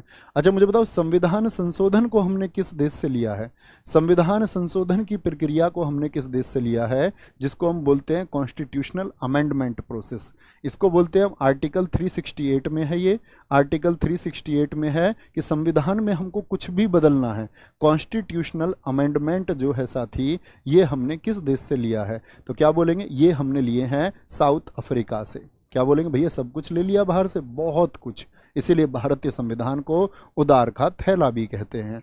भारत के संविधान को उधार का थैला भी कहते हैं। ठीक है, भारतीय संविधान में मौलिक कर्तव्य, फंडामेंटल ड्यूटीज, आप इस देश के नागरिक हैं, कुछ कर्तव्य आपके भी होंगे, पर्यावरण को लेकर के, लोगों की सोच को लेकर के, अपने बच्चों को पढ़ाने को लेकर के, यहाँ की जो प्रकृति, पर्यावरण आदि की सुरक्षा के लिए, हमारे देश के जो प्रतीक हैं, चाहे वो हमारा राष्ट्र ध्वज है, चाहे हमारे स्वतंत्रता सेनानी हैं, उनके लेकर के भी आपके कुछ कर्तव्य होंगे। तो किसी देश के नागरिक के क्या कर्तव्य होंगे? बेशक से वो उसको निभाए या ना निभाए, वो उसकी बात अलग है, लेकिन कहते हैं कि एक देश के कर्तव्य को, इनका देश के नागरिक को, इसका जो सिटीजन ऑफ एनी कंट्री बोलेंगे, किसी भी देश का जो नागरिक है उसको उसके देश के जो मौलिक कर्तव्य उनको पालन करना चाहिए। तो कर्तव्य किसने निभाया अपना हमारे देश के साथ में? हमारा दोस्त कौन है? हमारा दोस्त रूस। तो रूस के संविधान से हमने इनको लिया है। कहां से लिया है? रूस के संविधान से हमने इनको लिया है। मुझे बताओ साथी, मौलिक कर्तव्यों को कब जोड़ा गया? जो फंडामेंटल ड्यूटीज हैं, अभी एक तो नाम लिया था मैंने, मौलिक अधिकार, वो फंडामेंटल राइट है, ये मौलिक कर्तव्य हैं। ये साथी कब जोड़े गए आपका? तो क्या बोलेंगे भैया? जो 42वां कॉन्स्टिट्यूशनल अमेंडमेंट हुआ, सीए फॉर कॉन्स्टिट्यूशनल अमेंडमेंट, यानी कि संविधान में एक संशोधन हुआ, और 42वें संविधान संशोधन का मतलब होता है संविधान में से कुछ हटा देना या कभी कुछ जोड़ देना। यही क्या है? यही संशोधन है। तो 42वें कॉन्स्टिट्यूशनल अमेंडमेंट 1976 के द्वारा मौलिक कर्तव्यों को जोड़ा गया। अच्छा, मौलिक कर्तव्यों की संख्या कितनी थी तब? तो क्या बोलेंगे? 10 आपका, तब साथी आपका 10 क्या थे? 10 फंडामेंटल ड्यूटीज जोड़ी गई थी। क्या बोलेंगे? 10 फंडामेंटल ड्यूटीज तब जोड़ी गई थी। लेकिन अभी वर्तमान में फंडामेंटल ड्यूटीज कितनी है हमारी? तो मुझे बताओ, 11वां जो साथी आपका फंडामेंटल ड्यूटी जोड़ा गया, तो वो कब जोड़ा गया? तो वो 86th कॉन्स्टिट्यूशनल अमेंडमेंट हुआ आपका कब? 2002 में। क्या बोलेंगे? 11वां मौलिक कर्तव्य जोड़ा गया आपका कब? 2002 में। अभी छोटी सी बात जानिए, तो क्या बोलेंगे? 86वें संविधान संशोधन 2002 द्वारा जोड़ा गया था। एक कॉमन बात हुई, सरदार स्वर्ण सिंह समिति, उसमें कौन थे सदस्य, कौन अध्यक्ष थे, कौन उपाध्यक्ष थे, इस बारे में हम बात करेंगे। ठीक है, यहां तक कोई दिक्कत? अच्छा जी, रूस के संविधान से हमने और क्या लिया है? पंचवर्षीय योजनाएं, इकोनॉमिक्स में कल मैंने आपको बताया पंचवर्षीय योजनाएं हमने किस देश से ली हैं, यानी जो हमारे 5 ईयर प्लान चलते थे हमारे देश में, वो 5 ईयर प्लान हमने कहाँ से लिए थे? रूसी स्टालिन के बनाए हुए थे। अच्छा, फ्रांस के संविधान से हमने क्या लिया है? यहाँ से साथी हमने स्वतंत्रता, क्या बोलेंगे? स्वतंत्रता, आपका समता और बंधुता को लिया है। स्वतंत्रता, समता और साथी आपका बंधुता को लिया है, यानी कि लिबर्टी, आपसे कभी पूछे लिबर्टी, इक्वालिटी, लिबर्टी, इक्वालिटी और आपका साथी फ्रेटर्निटी को कहाँ से लिया गया है? फ्रेटर्निटी को कहाँ से लिया गया है? तो क्या बोलेंगे? ये भैया हमने लिए फ्रेंच रिवॉल्यूशन से। ये नारा आया था फ्रांसीसी क्रांति में। कहाँ से हमने इसको लिया है? ये हमने फ्रेंच रिवॉल्यूशन से लिए हैं, यानी कि फ्रांसीसी क्रांति से हमने इनको लिया है। और फ्रांसीसी क्रांति कब से कब तक हुई थी, ये कितने लोग बताएंगे? फ्रांसीसी क्रांति से हमने, कि फ्रांसीसी में जब फ्रांस में क्रांति हुई वहाँ पर तख्ता पलट हुआ, तो जो फ्रेंच रिवॉल्यूशन हुआ था आपका 1789 टू 1799, यहाँ से हमने जो वहाँ पर नारा दिया गया स्वतंत्रता, समानता और बंधुता, उसको हमने अपने संविधान में लिया। बहुत बढ़िया, बहुत साथियों के उत्तर आए, 1789 में शुरू हुई। नीचे 2 सूची दी गई हैं साथी, ठीक है। भारतीय संविधान में जो जो चीज़ें जहाँ से ली गई हैं उसका एक मिलान करना है। ऊपर की भाषा को आप छोड़ सकते हैं और यहाँ पर एक मिलान करेंगे, बोलेंगे भारत के संविधान से कौन कौन सी चीज़ें? विधि के समक्ष समानता, इक्वलिटी बिफोर लॉ हमने कहाँ से लिया है? यानी कि इक्वल प्रोटेक्शन ऑफ लॉ, ये हमने कहाँ से लिया है? और एक साथी आपका विधि द्वारा स्थापित प्रक्रिया, यानी कि प्रोसीजर एस्टैब्लिश्ड बाय लॉ। अभी मैंने आपको ये तुरंत ही बताया था। शैक्षणिक संस्थानों के लिए राज्य द्वारा अनुदान, state grants for educational institutes, ये हमने कहाँ से लिया है? बोलेंगे जी। तो विधि के समक्ष जो समानता है साथी, इक्वलिटी बिफोर लॉ, ये हमने इंग्लैंड से लिया। विधि का समान संरक्षण जो है साथी, ये हमने यूएसए से लिया। और विधि द्वारा स्थापित प्रक्रिया, ये मैंने आपको अभी बताया, ये हमने जापान से ली, जैसे सीआरपीसी वगैरह। और साथ ही आपका शैक्षणिक अनुसंधानों के लिए राज्य अनुदान दे, ये प्रक्रिया हमने ये डीपीएसपी के द्वारा, क्या बोलेंगे, जैसे डीपीएसपी लिए हमने आयरलैंड से, उसी तरह से लिया। ठीक है, क्या बोलेंगे, क्या बोलेंगे जी इसका? बोलेंगे क्या मिलान हो जाएगा? 2 1 3 4, 2 1 3 4। Option B is the right answer. Option B is the right answer. खाद्यान्नों की कृषि सर्वप्रथम। अब सोर्सेज खत्म हो गए हमारे। अब सोर्सेज से कोई क्वेश्चन ऐसा नहीं होगा एग्जाम में आपसे पूछे और आप ना करें। बस जरूरत होनी चाहिए आपको कि हाँ मुझे मेहनत करनी है। वो जरूरत क्या है वो आपको पता होना चाहिए, आपके घर की हो या कोई और जरूरत हो। खाद्यान्नों की कृषि सर्वप्रथम आरंभ हुई थी, यानी कि हमने अनाज को, ग्रेन को कब स्टार्ट किया? क्या बोलेंगे जी? क्या बोलेंगे? न्योलिथिक एज में, मीजोलिथिक एज में, या पैलियोलिथिक एज में, या फिर देखो पुरापाषाण काल में साथी हमने आग की खोज की थी। क्या किसकी खोज की थी? आग की खोज की थी। और आग की खोज के बाद ही मनुष्य ने क्या किया? जंगलों को जलाया, साफ किया। ठीक है, ऐसे पत्थर मार रहे होंगे, छिक छिक छिक, भाग गया होगा आदि मानव। जैसे ही पहली चिंगारी जली होगी, तुम सोचो पहला आदि मानव दौड़ के कहाँ पहुंचा होगा। तो आग की खोज हुई, उसके बाद में ही साथी न्योलिथिक एज में, नवपाषाण काल में पहिया और खाने की चीजें आदि, मनुष्य मतलब अपने विकास की तरफ गया। यानी व्हील को और मैं बोलूं ग्रेन्स को हमने नवपाषाण काल में खोजा था। इमेजिन करके देखो, आदि मानव ने पहली बार जब पत्थर को मारा होगा और चिंगारी से आग लगी हुई होगी, तो वो भाग के कहाँ पहुंचा होगा? मतलब उसने कितनी तेज दौड़ लगाई होगी, सोच के देखो। इनाम गांव भारत के किस राज्य में स्थित है? चिंपैंजी सा वो कैसा भागा होगा। इनाम गांव भारत के किस राज्य में स्थित है? कल हमने कौन सी जगह पूछी थी? नवटादोली। नवटादोली कहाँ पर था साथी? एमपी में। आज पूछ रहे हैं इनाम गांव। तो यानी ये स्थल पूछे जाते हैं, खोजी गई। तो इनाम गांव क्या बोलेंगे? इनाम कौन देते थे? महाराणा जी देते थे, महाराणा। महाराष्ट्र में इनाम गांव। ठीक है, अच्छा जी, यहाँ पर कुछ क्वेश्चन पूछेंगे। कायथा एक प्लेस है, वो कहाँ पर है? सिंधु घाटी सभ्यता का। तो कायथा है एमपी में। दैमाबाद साथी कहाँ पर है? क्या बोलेंगे? दायमाबाद कहाँ पर है साथी आपका? बोलेंगे कुछ जगह। मैं क्वेश्चन आपसे पूछता हूँ। तीसरा, सिंधु घाटी सभ्यता का स्थल चिरांद कहाँ पर है? चिरांद कहाँ पर स्थित है? चौथा, आप मुझे बताएंगे सुरकोटड़ा कहाँ पर स्थित है? सुरकोटड़ा ये सिंधु घाटी सभ्यता का स्थल है, कहाँ पर है? हुलास आप मुझे बताएं, हुलास एक साइट है इंडस वैली सिविलाइजेशन की, कहाँ पर स्थित है? छठा, आप मुझे बताएं राखी गढ़ी कहाँ पर है? क्या बोलेंगे? राखी गढ़ी राखी गढ़ी कहाँ पर है, बालू कहाँ पर है साथी, बालू कहाँ पर है, सातवां आप मुझे बताएं, या यही बता दो काफी होगा, बोलो जी। कायथा कहाँ पर बताया, एमपी में। और आपसे पूछ ले दाइमाबाद कहाँ पर है, ये आपका महाराष्ट्र में है। चिरांद साथी कहाँ पर है, ये आपका बिहार में है। सुरकोटड़ा साथी आपका गुजरात में है, क्या बोलेंगे, गुजरात में है। गुजरात में एक और है आपका पाडरी, क्या बोलेंगे, पाडरी स्थल कहाँ पर है, वो गुजरात में है साइट, ये इंपॉर्टेंट है। यूपी में है हुलास, और राखी गढ़ी और बालू कहाँ पर हैं, ये साथी आपका हरियाणा में है। कहाँ पर हैं, ये हरियाणा में है। और याद रख लेना जो ये राखी गढ़ी है, इसमें आपका दुनिया का सबसे बड़ा हड़प्पा संग्रहालय बन रहा है। दुनिया का सबसे बड़ा, करंट अफेयर्स का बहुत अच्छा क्वेश्चन है, दुनिया का सबसे बड़ा हड़प्पा म्यूजियम कहाँ पर बन रहा है, दुनिया का सबसे बड़ा हड़प्पा संग्रहालय कहाँ पर बन रहा है, क्या बोलेंगे, दुनिया का सबसे बड़ा हड़प्पा संग्रहालय भैया वो राखी गढ़ी में बन रहा है। राखी गढ़ी अर्थात स्टेट भी पूछ सकता, तो आप कहेंगे भैया हरियाणा में बन रहा है।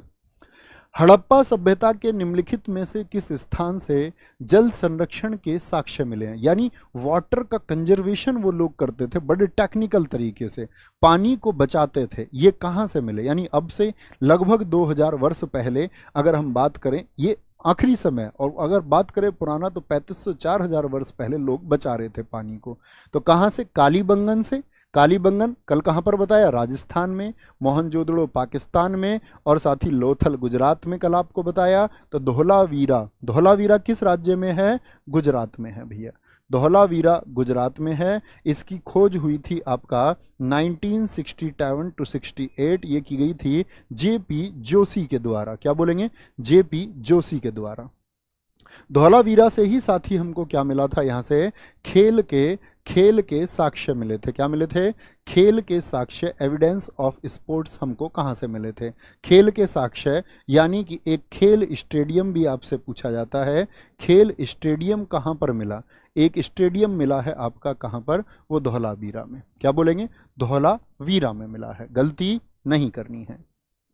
स्वतंत्रता प्राप्ति के पश्चात भारत में उत्खनित प्रथम सैंधव स्थल कौन सा है, भारत को स्वतंत्रता मिली, जी हाँ ठीक है, तो स्वतंत्रता प्राप्ति के पश्चात भारत का उत्खनित प्रथम साइट कौन सा है, क्या रोपड़ है, कालीबंगन है, बनवाली है, या फिर लोथल है, तो क्या बोलेंगे भैया रोपड़। कहाँ पर है ये, 1950 में, अगर मैं रोपड़ की बात करूं 1950 में खोजा गया, जिसका आधुनिक नाम है रूपनगर।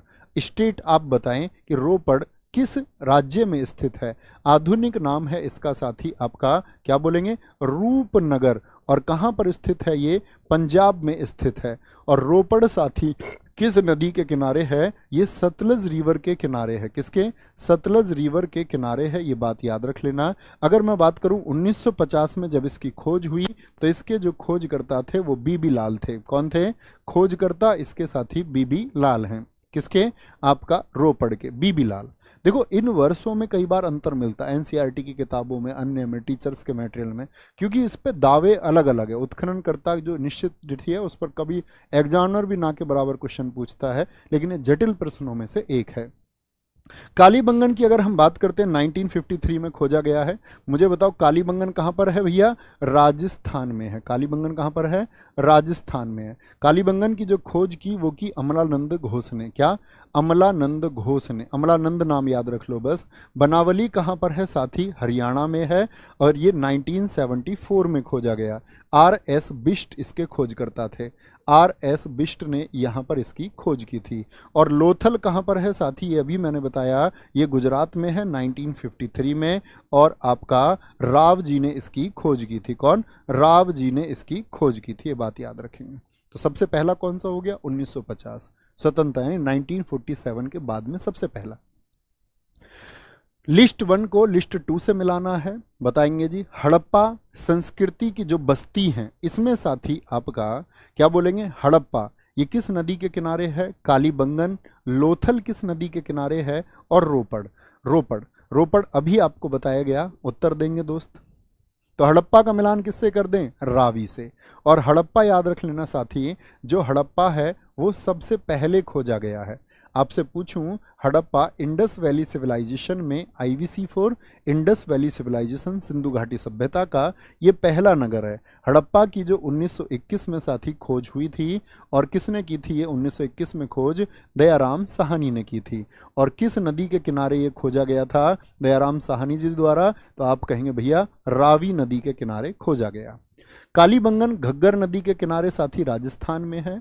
लोथल गुजरात में भोगवा नदी के किनारे है, और रोपड़ पंजाब में है। ठीक है, तो एक तो ये बात याद रखेंगे, बताएंगे उत्तर क्या होगा।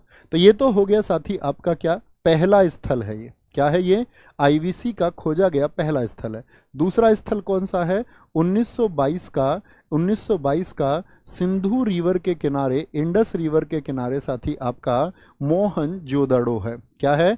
मोहनजोदड़ो है। और मोहनजोदड़ो की जो खोज की 1922 में, वो RD बनर्जी ने की। राखल दास बनर्जी ने 1922 में क्या किया था? आपका मोहनजोदड़ो को खोजा था। तो दूसरा शहर भी पता होना चाहिए, पहला भी किस नदी के किनारे हैं ये आपको पता होना चाहिए। देखेंगे जी, 3, 2, 1 और 4, 3, 2, 1, 4, यानी ऑप्शन ए एकदम से ठीक हो जाएगा। कर्क रेखा निम्नलिखित में से किन राज्यों से होकर के गुजरती है? बोलेंगे जी, कर्क रेखा क्या बोलते हैं इसको? Tropic of cancer, TOC। कर्क रेखा को ही हम क्या कहते हैं? TOC। पहले तो मुझे बताएं TOC कितने राज्यों से होकर के गुजरती है? TOC कितने राज्यों से होकर के गुजरती है? तो कितने राज्यों से होकर गुजरती है? कितने राज्य हैं भैया? राज्यों की संख्या है आपकी 8 राज्य। कल भी मैंने बताया ट्रॉपिक ऑफ कैंसर कितने डिग्री लाइन को कहते हैं, बताएंगे जी। कर्क रेखा कितने डिग्री लाइन को कहते हैं? तो ग्लोब पर जो 23.5 डिग्री उत्तरी अंशांश है, कल साथी मैंने आपको बताया ये ग्लोब है, ये 0 डिग्री लाइन है, इधर नॉर्थ पोल होता है, इधर साउथ पोल होता है, और 23.5 डिग्री से कर्क रेखा गुजर रही है, जिस पर आपका प्यारा देश भारत स्थित है। ठीक है, तो 8 राज्य कौन कौन से हैं, कैसे याद करेंगे? 8 राज्य बोलते हैं मित्र पर गमछा झार। क्या बोलेंगे? मित्र पर बहुत पुरानी ट्रिक है, सदियों पुरानी। मित्र पर गमछा झार क्या बोलेगा जी? मी से बनता है भैया मिजोरम। क्या बनता है? मिजोरम बनता है। त्रय से बनता है दोस्त आपका त्रिपुरा। क्या बोलेंगे? त्रिपुरा बनता है। और पै से बनता है साथी आपका पश्चिम बंगाल। क्या बोलेंगे? पश्चिम बंगाल। रै से साथी बनता है आपका राजस्थान। क्या बोलेंगे? राजस्थान। गै से साथी आपका बनता है, क्या बोलेंगे? गुजरात। मै से साथी आपका बनता है मध्य प्रदेश। मै से क्या बनेगा? मध्य प्रदेश बनता है। छा से बनता है साथी आपका छत्तीसगढ़। क्या बोलेंगे? छा से बनता है छत्तीसगढ़। और झार से बनता है झारखंड। क्या बोलेंगे? झारखंड। तो कितने राज्य हुए टोटल? 8 राज्य हुए। कोई दिक्कत? यानी अब सोचो, मित्र पर गमछा झार त्रिपुरा से गुजरेगी, जी हाँ। मिजोरम से गुजरती है, सबसे पहला आ गया उधर से। मणिपुर का कहीं नाम आया क्या? पश्चिम बंगाल आया। तो सारे दोस्तों ने बोला होगा 1 2 का 4। क्या बोलेंगे? 1 2 का 4। अब आते हैं TOC बोले तो ट्रॉपिक ऑफ कैंसर, कर्क रेखा। कर्क रेखा का दूसरा नाम बताओ। कर्क रेखा का साथी दूसरा नाम क्या है? दूसरा नाम इसी को बोलते हैं हम, कर्क रेखा को उत्तरी रेखा। क्या बोलेंगे? इसी को उत्तरी रेखा बोलते हैं। कर्क रेखा के सबसे नज़दीकी शहर कौन से हैं, बताएं। कर्क रेखा ट्रॉपिक ऑफ कैंसर के सबसे नियरेस्ट कौन से सिटी हैं? कर्क रेखा के सबसे नज़दीकी शहर कौन से हैं? ग्लोब सबसे नज़दीकी शहर। ग्लोब खरीदने के पैसे शायद नहीं हो कई साथियों के पास, लेकिन हाथ से मैप बनाया कि नहीं बनाया? कागज पे चिपकाया, दीवार पे अपने सामने टेबल पर चिपकाया साथी? होना चाहिए हर स्टूडेंट के। तो कर्क रेखा के सबसे नज़दीकी शहर तो क्या बोलेंगे भैया? यानी कि अगर मैं बात करूं आपसे, अगर मैं बात करूं कि भारत में यहाँ से कर्क रेखा गुजरती है, तो इस लाइन के सबसे पास में कौन सा है? तो क्या बोलेंगे? रांची सबसे पास में है। क्या बोलेंगे? रांची हो गया आपका। और एक रांची और एक जबलपुर। रांची कहाँ का साथी? रांची है आपका कहाँ का? झारखंड का। अच्छा भैया, ये कितने डिग्री पर है रांची? ये 23 डिग्री 11 मिनट पर है। जबलपुर की बात करें MP में, ये 23 डिग्री 11 मिनट पर है। जबलपुर कहाँ पर है? MP में। MP में। और मध्य प्रदेश का हाई कोर्ट कहाँ पर है? वो भी जबलपुर में ही है। मध्य प्रदेश का साथी जो हाई कोर्ट है, हाई कोर्ट है। हर राज्य का हाई कोर्ट जरूरी नहीं है उसकी कैपिटल में हो, जैसे यूपी का लखनऊ में नहीं है, यूपी का कहाँ, इलाहाबाद में। उन्हीं को एग्जाम में ज़्यादा पूछता है जिसका उसके क्या बोलेंगे भैया, आपका कहाँ पर स्थित नहीं है, उसकी कैपिटल में स्थित नहीं है, वो ज़्यादा पूछा जाता है। कोई दिक्कत कोई परेशानी? आगे आते हैं। नेक्स्ट है आपका, ये कर्क रेखा गुजर रही है यहाँ से, ये फोटो भी आप ले सकते हैं। देखो इसमें और क्या क्वेश्चन पूछ लेता आपसे दोस्त, बड़े ध्यान से देखना मेरी बात को। अगर मैं कहूँ ये पूछ लेता है इधर क्या है, कौन सी दिशा है, ये तो मैंने कल आपको बताया भैया इधर तो नॉर्थ है, ब्लैक पेन लेते हैं, इधर नॉर्थ है दोस्त, इतना तो जानते हैं, समझ गए भैया, रीजनिंग में भी करते हैं। ये साउथ है, इधर क्या है, ये ईस्ट है, और ये क्या है दोस्त आपका वेस्ट है। तो कई बार तो ये पूछ लेता कर्क रेखा पर पश्चिम से पूर्व की ओर क्रम क्या होगा, 3-4 स्टेट लिख देगा आपका, या पूछ लेगा पूर्व से पश्चिम की ओर क्रम क्या होगा। कर देंगे ना, एक बार थम्स अप करें, एक बार थम्स अप करके बताएं। ठीक है भैया, कर्क रेखा पर दूरी, हाँ वो ऑप्शन पर भी डिपेंड करता है। मान के चलो अब कर्क रेखा से नजदीक पूछ ले और एक शहर दे दे आपको तेलंगाना का, ठीक है, या मान के चलो एक शहर दे दे तमिलनाडु का, तो सबसे दूर कौन हो जाएगा, ऑटोमेटिक सी बात है फिर तमिलनाडु का शहर उससे दूर हो जाएगा, है ना। तब तो सोचना ही नहीं है, तब तो बौद्धिक तरीके से उत्तर देना है। निम्नलिखित में से कौन सा एक स्थान भारतीय मानक समय याम्योत्तर के सबसे नजदीक है। ये तो ही बात ट्रॉपिक ऑफ कैंसर की। अब हम बात कर रहे हैं closest to Indian standard time, जिसको हम बोलते हैं IST, इंडियन स्टैंडर्ड टाइम, जो GMT से ग्रीनविच मीन टाइम से 5.5 घंटे आगे है। तो वो भारत में कहाँ से गुजरता है, जानते हैं इस बात को, इसको मैप से बता देते हैं। ठीक है, कर्क रेखा तो सारे जान चुके जी भैया। अगर मैं आपको डिग्री बताऊं, कल साथी मैंने क्या डिग्री बताई थी, बोलना यहाँ कौन सा डिग्री आएगा भैया, 8 डिग्री 4 मिनट आपने यहाँ बताया था। यहाँ आपने भैया बताया था 37 डिग्री और 6 मिनट बताया था दोस्त जी भैया। यहाँ आपने बताया था 68 डिग्री 7 मिनट आपका, और यहाँ भैया आपने बताया था आपका, बोलो फटाफट से कितना, 97 डिग्री 25 मिनट जी भैया। यहाँ आपने ये बता दिया, यही बताया था 68 60 97 25 जी भैया। तो मुझे बताओ भारतीय जो मानक समय रेखा है, यानी कि भारतीय जो इंडियन स्टैंडर्ड टाइम है, भारतीय मानक समय रेखा उस कितने डिग्री से गुजरती है, मानक समय रेखा ये कितने डिग्री से होकर के गुजरती है। तो क्या बोलेंगे भैया, ये गुजरती है 82.5 डिग्री ईस्ट से। अब दोस्त मुझे बताओ, थोड़ा सा लॉजिक लगाना बस, 82.5 डिग्री पूर्वी किधर होगा, तो भैया ये पश्चिम है, ये पूर्व है, ये 68 से लेकर के 97 है, 68 से 97 है। तो मुझे बताओ 82.5 कहाँ पर गुजरेगी, इसका बीच कहाँ पर होगा, लगभग 80 किसके पास आएगा, 68 के पास कि 97 के पास, तो कहाँ से होकर के गुजर जाती है, तो यहाँ पर ब्लैक हमको लेना होगा। तो क्या बोलेंगे भैया, ये गुजरती है आपका उत्तर प्रदेश, मध्य प्रदेश, छत्तीसगढ़, और छत्तीसगढ़ के बाद में ये साथी आपका उड़ीसा और आंध्र प्रदेश से। तो ये जो लाइन है आपकी, ये 82.5 डिग्री की होगी। ठीक है, तो कितने राज्यों से होकर के गुजरती है, पहला क्वेश्चन मेरा ये है। भारतीय मानक समय रेखा जैसे कर्क रेखा आपने बताई, तो इंडियन स्टैंडर्ड टाइम जो ये साथी आपका लाइन है, ये कितने राज्यों से, कितने स्टेट से होकर के गुजरेगी, बताएं जी फटाफट से, कितने स्टेट से होकर के गुजरेगी। तो आप बोलेंगे भैया 5 स्टेट से होकर के गुजरती है, और वो 5 स्टेट कौन कौन से हैं, यूपी में छत उड़ी आंधी में, क्या बोलेंगे, यूपी में छत उड़ी, कहाँ पर आपका, आंधी में। भैया मध्य प्रदेश में नहीं उड़ेगी भाई, उड़ तो कहीं भी जाएगी, तुम उड़ा दो ना। यूपी मतलब पहला स्टेट यूपी, एम से साथी आपका MP, CH से छत्तीसगढ़, ओ से साथी आपका उड़ीसा हो गया, और आंधी से हो गया आपका आंध्र प्रदेश। क्या बोलोगे, आंध्र प्रदेश से गुजरती है। तो इतनी बात समझे। अच्छा भैया, मुझे तो एक और क्वेश्चन बन गया मेरे दिमाग में, तो कि भैया ये जो ट्रॉपिक ऑफ कैंसर थी, यानी जो 23.5 डिग्री से गुजरती है भारत में, और ये जो भैया आपका, ये दोनों एक दूसरे को कट कर रही हैं कि नहीं कर रही हैं, बताओ यस और नो।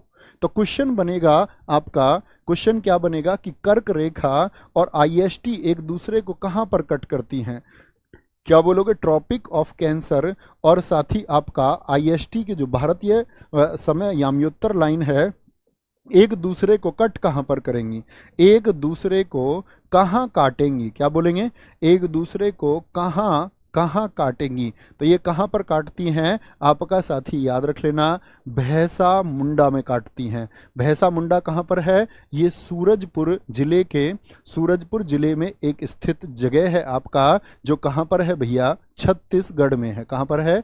छत्तीसगढ़ में। तो एक दूसरे को ये सूरजपुर जिले में काटती हैं, छत्तीसगढ़ के सूरजपुर जिले में। कोई दिक्कत, कोई परेशानी?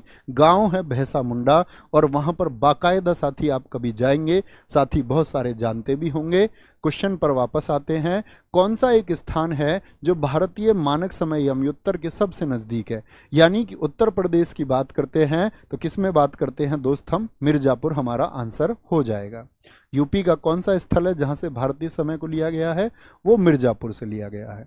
तो भैंसा मुंडा जब आप जाएंगे ना, उस गांव में मैप बना हुआ बाकायदा दिखा रखा है, यहाँ से कर्क रेखा गुजरती है, पत्थर गड़ा हुआ है वहां पर, तो वहां दिखा रखा है सब कुछ। यूट्यूब पर बहुत सारी वीडियोज है। निम्न में से कौन एक राज्य भारत की 7 बहनों में सम्मिलित नहीं है? भारत की 7 सिस्टर्स हम किनको बोलते हैं? तो भैया 7 बहनें, उनका एक भैया। तो कौन सा है वो भैया बताओ जरा? मेघालय है क्या? मेघालय 7 बहनों में है? जी हाँ। अरुणाचल प्रदेश है? जी हाँ। असम है? सिक्किम क्या है? सिक्किम तो भैया भाई है, ये 7 बहनों का भाई। किस राज्य को 7 सिस्टर्स का ब्रदर कहा जाता है?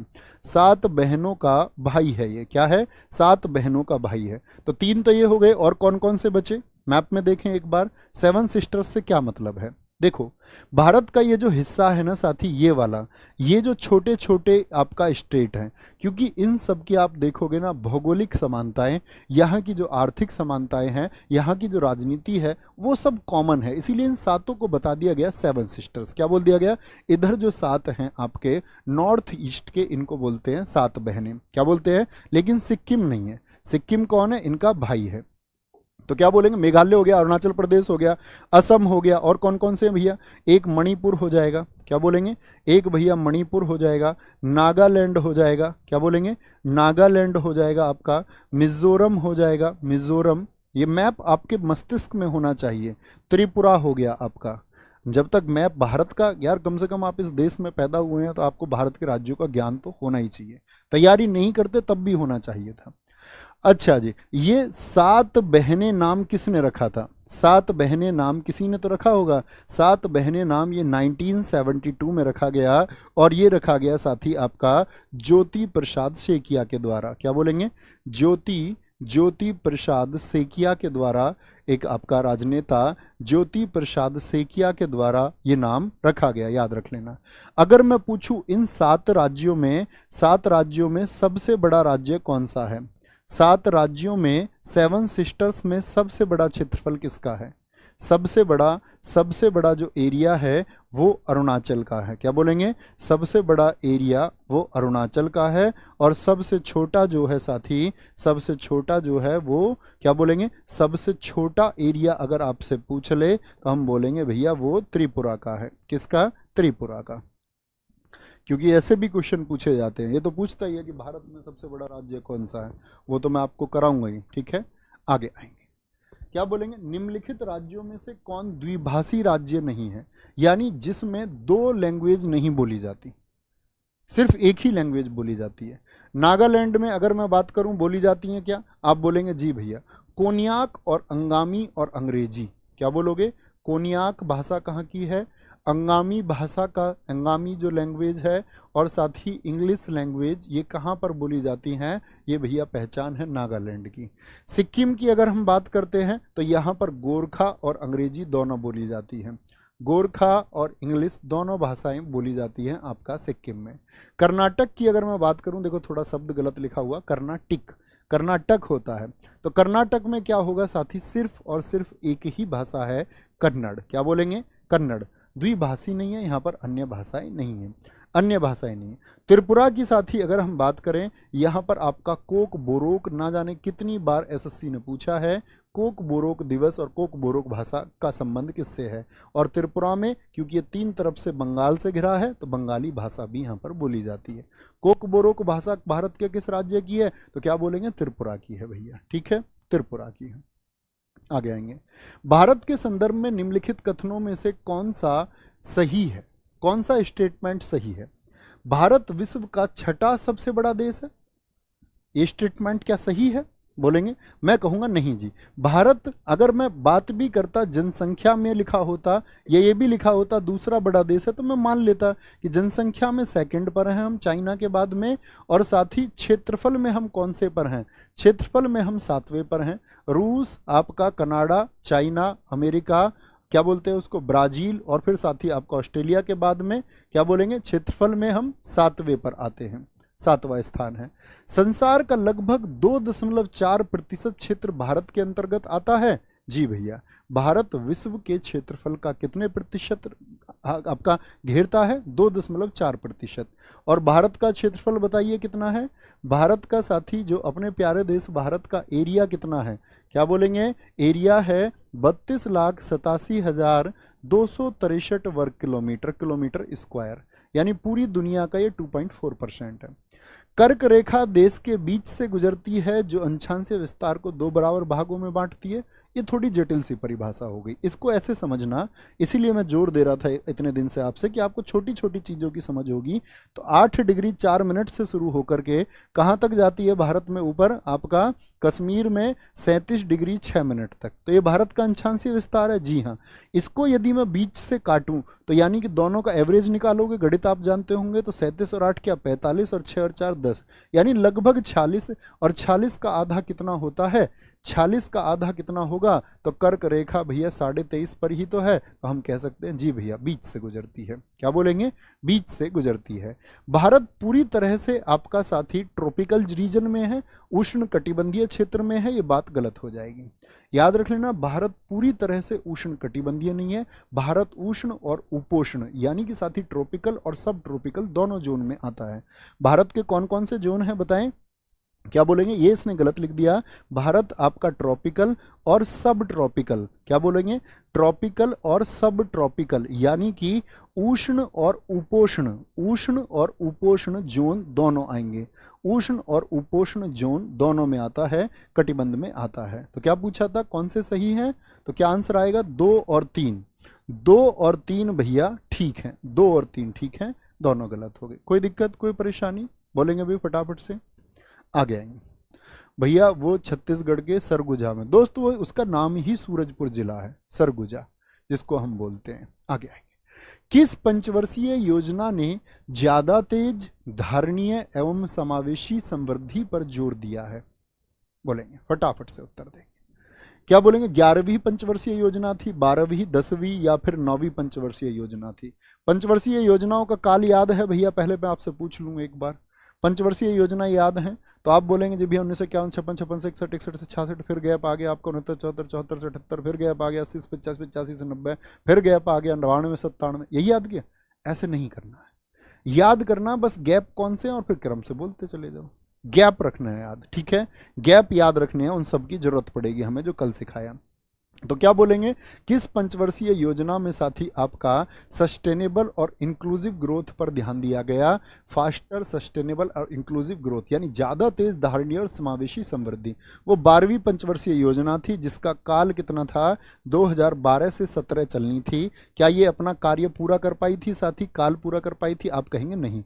इसका जो मॉडल है वो सी रंगराजन द्वारा तैयार किया गया था, सी रंगराजन। इसमें जो साथी लक्ष्य था, ग्रोथ रेट तो हमने बना लिया था, इसमें लक्ष्य था 8.2% का, लेकिन हमने प्राप्त क्या कर लिया था इस टारगेट को कि इतनी ग्रोथ हम अपने देश को देंगे, नहीं, 6.8% का। ठीक है, क्या बोलेंगे? 6.8% का।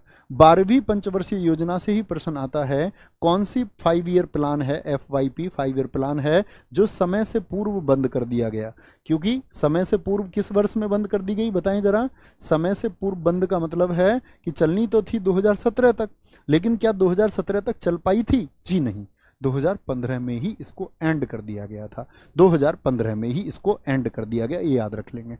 और 12वीं पंचवर्षीय योजना का क्या टारगेट था? 90% फैमिलीज को, 90% परिवारों को साथी आपका किससे? बैंकिंग से जोड़ना था। क्या बोलेंगे? बैंकिंग सेवाओं से, बैंकिंग सर्विसेज से, बैंकिंग सर्विसेज से जोड़ना था। ठीक है, जो अचीव नहीं कर पाए थे। आगे अनवरत योजना भारत में लागू की गई थी, जिसको हम बोलते अनवरत स्कीम, ये भारत में कब लागू की गई थी? तो अनवरत स्कीम देश में लागू हुई साथी 1 अप्रैल 1978 को। क्या बोलेंगे? 1 अप्रैल 1978 को लागू हुई। इसी को साथी हम कहते हैं आपका रोलिंग प्लान। क्या बोलते हैं? रोलिंग प्लान इसी को कहा जाता है। और रोलिंग प्लान के साथ साथ इसी को हम बोलते हैं कि ये किसके द्वारा, क्या बोलेंगे, किसके द्वारा बनाया गया? इसको गुन्नार मिर्डल के द्वारा बनाया गया। गुरनाल मिर्डल की बुक कितने दोस्त बता सकते हैं? गुरनाल मिर्डल द्वारा इसको साथी क्या किया गया? पारित कराया गया। तो गुरनाल मिर्डल का नाम इससे जुड़ा हुआ है। आपसे कोई पूछे अनवरत योजना के दौरान ही आपका ट्राइसेम योजना आई थी। ट्राइसेम योजना देश में कब पारित हुई? एक साथी आपका 18 से जो 35 वर्ष के बीच के एडल्ट थे, 18 से 35 वर्ष के बीच के जो युवा थे, उनके तकनीकी कौशल की बात किस में की गई थी? तो अनवरत योजना में। यानी कि उनके साथी, सोकल लिख देता मैं अभी कौशल को, क्या बोलेंगे? तकनीकी कौशल की बात की गई, यानी कि उनके टेक्निक्स और स्किल्स की बात किस में की गई थी? ये अनवरत योजना में। तो अनवरत योजना कब शुरू हुई? 1978 से 1900, आपका ये गैप था साथी आपका 1978 से लेकर के 80 तक का एक गैप आपको याद रखना है। एक गैप था हमारा 1966 से 69 तक का, और एक गैप था हमारा सारी योजनाओं में 1990 से 92 तक का। ये 3 गैप हैं, बाकी सब लगातार हैं। गैप याद रखेंगे 3। थम्सअप आप लोगों के चाहिए होंगे। जी भैया, ये तीनों हम याद रखेंगे। गुरनाल मिर्डल की बुक है एशियन ड्रामा, बहुत सारे साथियों ने लिखा। किस पंचवर्षीय योजना के दौरान खादी एवं ग्राम उद्योग आयोग को गठन किया गया था? यानी कि khadi and village industries commission, कब ये साथी आपका फॉर्म्ड किया गया था? ठीक है, खादी एवं ग्रामो उद्योग के लिए जो एक्ट आया था साथी 1956 में। इसका जो हेडक्वार्टर था खादी एवं ग्रामोद्योग का, वो था साथी आपका मुंबई में। एक तो ये बात याद रख लेना, इसका मुंबई में था। ठीक है, 1957 में इसका क्रियान्वयन किया गया। तो ये कौन सी पंचवर्षीय योजना थी? याद रख लेना, सेकंड 5 ईयर प्लान था। पहला 5 ईयर प्लान कब से कब तक है? 1951 से 56। तो दूसरा कब से कब तक था? 1956 से साथी आपका 61 के बीच था, 61 के बीच था। दूसरी पंचवर्षीय योजना में किस चीज पर गौर दिया गया था? एक तो इंडस्ट्रियलाइजेशन पर, औद्योगिकीकरण पर साथी आपका, इंडस्ट्रीज पर। क्या बोलेंगे भैया? एक तो इंडस्ट्रीज पर बहुत गौर दिया गया यहाँ पर, और एक आपका साथी सार्वजनिक क्षेत्र पर बल दिया गया, यानी पब्लिक सेक्टर पर भी बल दिया गया। सार्वजनिक क्षेत्र पर भी बल दिया गया, अर्थात पब्लिक सेक्टर पर भी बल दिया गया। ये किसमें साथी आपका? दूसरे में बल दिया गया। अच्छा, जब हम बात करते हैं इंडस्ट्रीज की, तो कौन सी प्रमुख इंडस्ट्रीज बताई? बोलेंगे भी फटाफट से, कौन सी प्रमुख इंडस्ट्रीज बनाई गई? यहां पर साथी याद रख लेना, यहां पर इंडस्ट्रीज के नाम आते हैं। एक तो राउरकेला।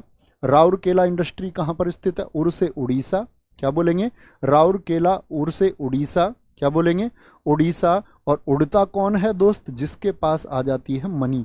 ये जर्मनी की मदद से तैयार हुआ 1959 में। भलाई, क्या बोलेंगे? एक है भिलाई संयंत्र बना हमारा। भिलाई कहाँ पर स्थित है आपका?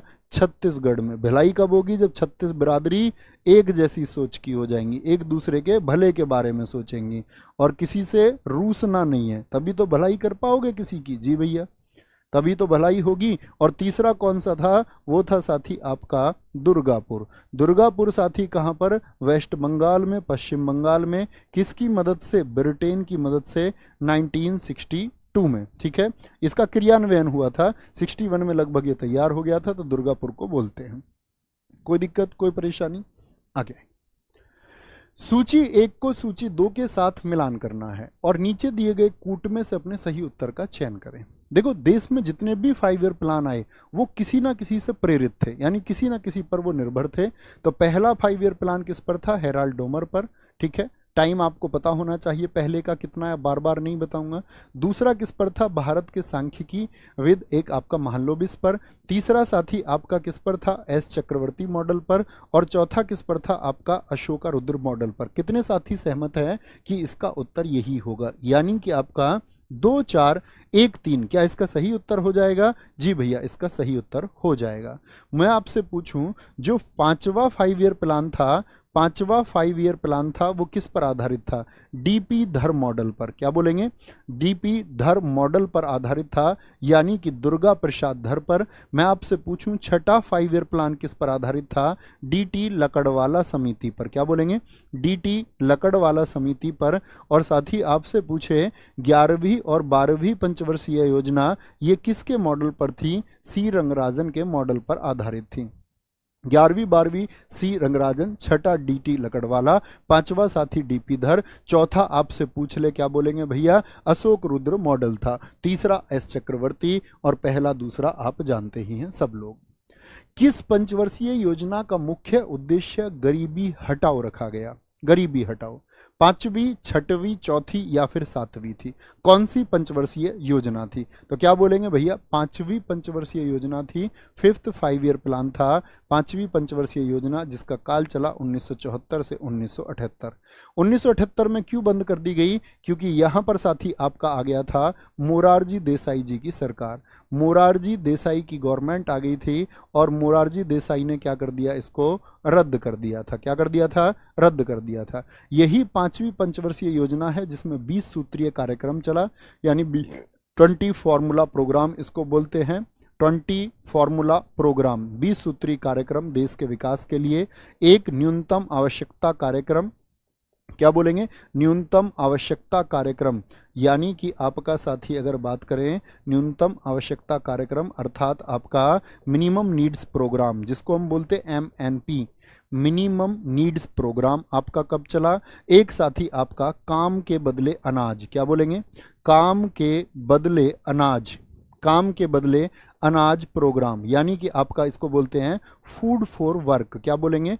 फूड फॉर, क्या बोलेंगे जी? फूड फॉर वर्क, काम के बदले अनाज प्रोग्राम कब चला?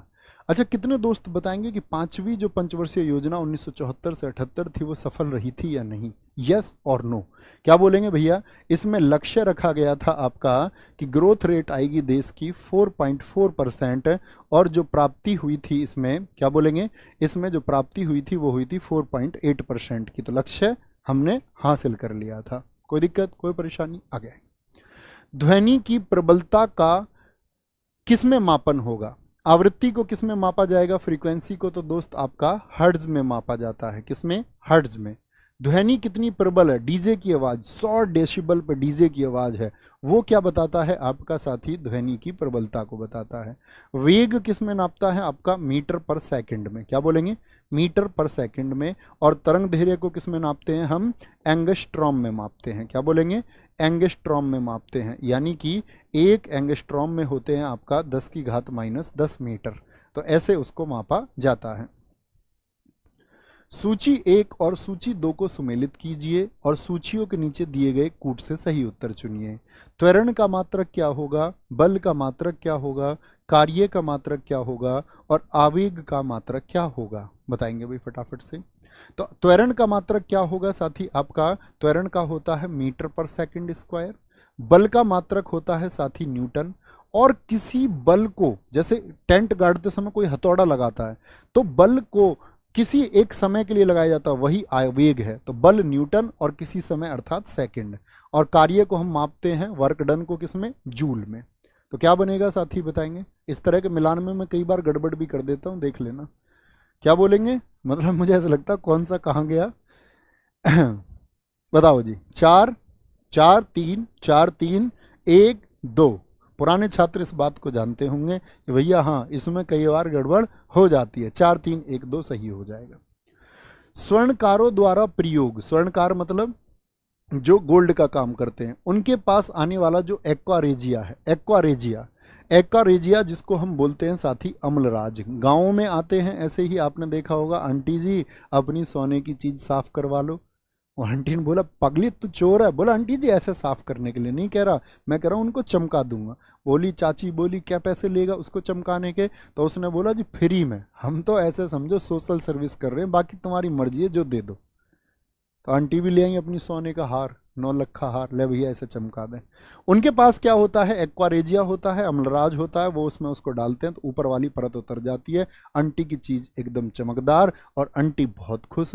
आंटी को ये नहीं पता ये अम्लराज जो होता है ये एयू अर्थात गोल्ड अर्थात सोने को भी गला देता है, इवन प्लेटिनम जैसी कठोर चीजों को भी, प्लेटिनम जैसी कठोर चीजों को भी ये क्या कर देता है, गला देता है। तो वो तो ले गया अपने साथ में गला के, आंटी खुश हो रही है कि चीज चमक गई है, उन्हें नहीं पता चीज सच में साफ हो गई है, थोड़ी साफ नहीं हुई, ज्यादा साफ हो गई है। तो किन दो चीजों से बनता है, नाइट्रिक अम्ल और सल्फ्यूरिक अम्ल से बनेगा क्या, नाइट्रिक अम्ल और हाइड्रोक्लोरिक अम्ल। यहां से दो क्वेश्चन पूछे जाते हैं साथी। देखो नाइट्रिक अम्ल होता है HNO3, क्या होता है, नाइट्रिक अम्ल होता है HNO3 और हाइड्रोक्लोरिक अम्ल होता है HCl। तो इनको ऐसे याद रख लेना, HCl में क्या है, एक, तो एक इधर ले आना, HNO3 में क्या है, 3 इधर ले आना, तो 1:3 में इनको बांटा जाता है, यानी 25% तो HNO3 होता है और 75% उसमें क्या होता है, हाइड्रोक्लोरिक एसिड होता है। हाइड्रोक्लोरिक एसिड कहाँ पर मिलता है, हमारे स्टोमक में, जो खाना पचाने का काम करता है, ये यहाँ पर भी पाया जाता है। और HNO3 का इस्तेमाल किस में होता है, विस्फोटक बनाने में, किसमें, विस्फोटक बनाने में इस्तेमाल होता है। कोई दिक्कत, कोई परेशानी।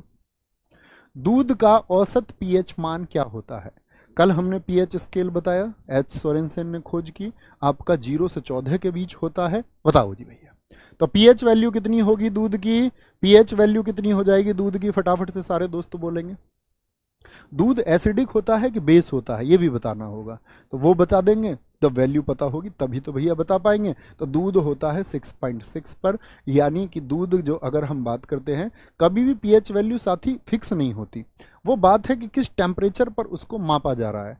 याद मुझे बताना, अगर कभी भी टेम्परेचर बढ़ेगा तो पीएच वैल्यू पर क्या प्रभाव पड़ेगा, तो पीएच वैल्यू जो है साथी वो घट जाएगी, ये बात याद रख लेना। पीएच वैल्यू डाउन आ जाएगी अगर टेम्परेचर बढ़ रहा है, टेम्परेचर घटेगा तो पीएच वैल्यू क्या हो जाएगी, बढ़ जाएगी, ये बात याद रखेंगे। एक तो कुछ पीएच वैल्यू है साथी, आपका HCl जो हाइड्रोक्लोरिक एसिड है उसकी जो पीएच वैल्यू होती है, इसकी जो पीएच वैल्यू है वो शून्य के निकट होती है, 0 के नजदीक होती है। क्या बोलेंगे, शून्य के नजदीक किसकी पीएच वैल्यू होती है, वो साथी आपका किसकी होती है, एसिडिक होता है, HCl, इसीलिए बोलते हैं उसको एसिड। नींबू की पीएच वैल्यू जो होगी वो 2.2 से 2.4। अब एग्जाम में आ गया 2.3, तो वो चुनना है, ये फिक्स नहीं होती, नियर बाई होती है। नींबू हो गया। कॉफी की पीएच वैल्यू कितनी होती है, कॉफी की पीएच वैल्यू कितनी होती है, 4.5 से 5.5 के बीच में होती है। शुद्ध जल बताओ, क्या बोलेंगे, शुद्ध जल की पीएच वैल्यू कितनी हो जाएगी, वो न्यूट्रल हो जाएगा, क्या बोलेंगे, उदासीन हो जाएगा। आपसे पूछे ब्लड की पीएच वैल्यू कितनी होती है, क्षारीय होता है 7.4। आपको टीयर की पीएच वैल्यू पूछ ले आंसू की तो 7.4। समुद्री जल की पूछ ले, सी वाटर, ये भी एसिडिक होता है, भारी होता है, समुद्री जल होता है 8.4। और NaOH सोडियम हाइड्रो ऑक्साइड, इसकी पीएच वैल्यू कितनी होती है, वो 14 होती है। सोडियम हाइड्रो ऑक्साइड की पीएच वैल्यू कितनी होती है भैया, 14 होती है, हमेशा याद रखना है। साइनोकोबालमीन है, साइनोकोबालमीन क्या होता है बताएंगे एक बार। विटामिन सी होता है, विटामिन B2 होता है, या फिर विटामिन B12 होता है, या B6 होता है। तो विटामिन B12 को हम क्या बोलते हैं, साइनोकोबालमीन कहते हैं, साइनोकोबालमीन। B6 को हम बोलते हैं पायरिडॉक्सिन, क्या बोलते हैं, बोलेंगे भी फटाफट से, पायरिडॉक्सिन कहते हैं। B2 को क्या कहते हैं, कितने दोस्त बताएंगे, B2 को हम क्या कहते हैं, B2 को बोलते हैं राइबोफ्लोविन, क्या बोलते हैं, राइबोफ्लोविन इसको हम कहते हैं। और सी को क्या कहते हैं, अभी सी की बात नहीं करते, एस्कॉर्बिक एसिड कहते हैं हालांकि उसको। मुझे बताओ जो विटामिन बी है वो उसको बोलते हैं बी कॉम्प्लेक्स, और बी में कितने होते हैं टोटल ये बता दो। बी कॉम्प्लेक्स में कितने विटामिन होते हैं, तो आप बोलेंगे 8 विटामिन होते हैं, जिसमें से B1 क्या है, इसको बोलते हैं थाइमीन, क्या बोलोगे, इसको बोलते हैं थाइमीन। B2 हो गया साथी आपका राइबोफ्लोविन। B3 होता है साथी आपका नाइसिन, एग्जाम में बहुत पूछे जाते हैं, नाइसिन होता है। विटामिन आपका B6 हो गया, B5 पेंटा होता है, उसको छोड़ दीजिए, वो नहीं पूछा जाता। B7 होता है आपका साथी बायोटीन, बहुत इंपॉर्टेंट है, बायोटीन, जिसकी कमी से बाल गिर जाते हैं, इसी को हम विटामिन H कहते हैं, विटामिन H कहते हैं। और B9 को हम बोलते हैं फॉलिक एसिड, क्या बोलते हैं, B9 को हम बोलते हैं फॉलिक एसिड। तो क्या बोलेंगे, 9 होता है भैया, 8 नहीं होता है, 7 होता है आपका, 6 होता है, 5 होता है आपका, 3 होता है, 4 नहीं होता, B1 होता है, B2 होता है। कोई दिक्कत, कोई परेशानी नहीं जी। निम्नलिखित युग्मों में से कौन सा सुमेलित नहीं है? अभी हम बेसिक्स जान रहे हैं बायोलॉजी के, फिर हम स्ट्रक्चर पर चल देंगे, सेल्स के क्वेश्चंस की तरफ चलेंगे। फिर थाइमीन कौन सा है भैया? अभी बताया मैंने, विटामिन B1 है। क्या बोलेंगे? विटामिन B1 है, और थाइमीन की कमी से होता है बैरी बैरी रोग। जी हाँ, B4 बैरी। आपका विटामिन डी किसकी वजह से हो? ये क्या करता है? हड्डियों को कमजोर कर देता है, हड्डियों को कमजोर कर देता है, इसलिए कहते हैं धूप में बैठना जरूरी है। विटामिन के की वजह से क्या होता है आपका? क्या आपका स्टेरिलिटी यानी कि बांझपन आता है? नहीं जी, बांझपन हमेशा आएगा विटामिन ई की कमी से। किसकी वजह से? विटामिन ई की कमी से आती है बांझपन, स्टेरिलिटी। नियासिन, नियासिन कौन सा होता है बताएंगे? नियासिन अभी मैंने आपको बताया B3 होता है, और उसकी वजह से पेलाग्रा रोग होता है। कोई दिक्कत, कोई परेशानी? अच्छा मुझे बताओ, विटामिन ए की कमी से कौन सा रोग होता है? इसकी वजह से होता है कलर ब्लाइंडनेस, रतौंधी हो जाता है। बी से थाइमीन होता है। विटामिन सी से साथी आपका स्कर्वी रोग होता है, मसूड़ों में सूजन आ जाती है। विटामिन डी आपको बता दिया, ई आपको बता दिया। विटामिन के की कमी से क्या होता है? विटामिन के की कमी से होता है रक्तस्राव।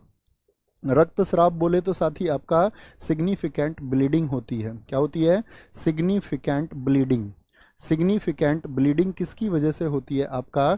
तो विटामिन के की वजह से। कलर ब्लाइंडनेस किसकी वजह से आती है आपको? क्या बोलो? कलर नहीं, नाइट ब्लाइंडनेस बोलेंगे, सॉरी। नाइट ब्लाइंडनेस, रात का अंधापन है। नाइट ब्लाइंडनेस किसकी वजह से आती है साथी आपका? तो विटामिन ए की वजह से आती है। ठीक है। पूर्वोत्तर भारत के पहले नेचुरोपैथी हॉस्पिटल की नींव कहाँ पर रखी गई है? नेचुरोपैथी, ठीक है, नेचुरल तरीके से इलाज के लिए पूर्वोत्तर भारत में कहाँ पर अस्पताल बनाया गया? डिब्रूगढ़। डिब्रूगढ़ कहाँ पर स्थित है साथी आपका? असम में। और जो भारत के कहाँ पर केंद्रीय आयुष मंत्री कौन है बताएंगे? उन्होंने इसका उद्घाटन किया। केंद्रीय आयुष मंत्री कौन है जी? सर्वानंद सोनोवाल हैं। क्या बोलेंगे जी? सर्वानंद सोनोवाल ने क्या किया इसका? सर्वानंद सोनोवाल ने इसको उद्घाटन किया। इसका क्या किया है उन्होंने? उद्घाटन किया। कहाँ पर है डिब्रूगढ़ साथी बताएं एक बार? असम में स्थित है। असम के मुझे आप सीएम बता सकते हैं कौन है? असम के सीएम कौन है? हेमंत बिस्वा शर्मा है जी। कौन है भैया? हेमंत बिस्वा शर्मा है। राज्यपाल कौन है असम के बताएंगे? यहाँ के गवर्नर कौन है? क्या बोलेंगे भैया आपका? सॉरी, बाबू गुलाब, क्या बोलेंगे? गुलाब चंद कटारिया हैं। कौन है जी? गुलाब चंद कटारिया हैं। असम की साथी राजधानी क्या है बताएंगे? असम की जो कैपिटल है साथी वो क्या है? असम की कैपिटल क्या है भैया? दिसपुर है असम की कैपिटल।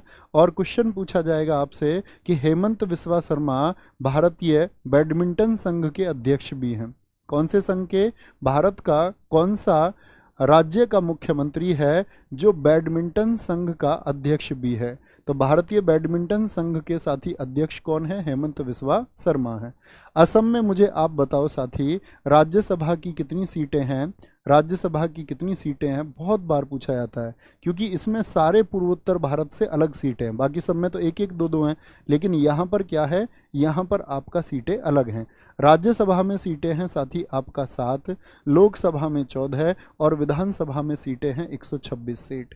और पूर्वोत्तर के राज्यों की सीट अगर पूछता है कभी भी, तो सबसे ज़्यादा क्वेश्चन बनेगा कहाँ से? वो बनता है आपका लोकसभा या राज्यसभा से। फर्स्ट क्लास क्रिकेट में सबसे तेज तिहरा शतक लगाने वाले बल्लेबाज कौन बने हैं प्रथम श्रेणी के क्रिकेट में? देखो, भारत के लिए सबसे पहला तिहरा शतक वीरेंद्र सहवाग ने लगाया, ये आपको पता होना चाहिए। 309 और 319 रन है। वीरेंद्र सहवाग के अलावा दूसरे भारतीय कौन थे, बता सकते हैं आप?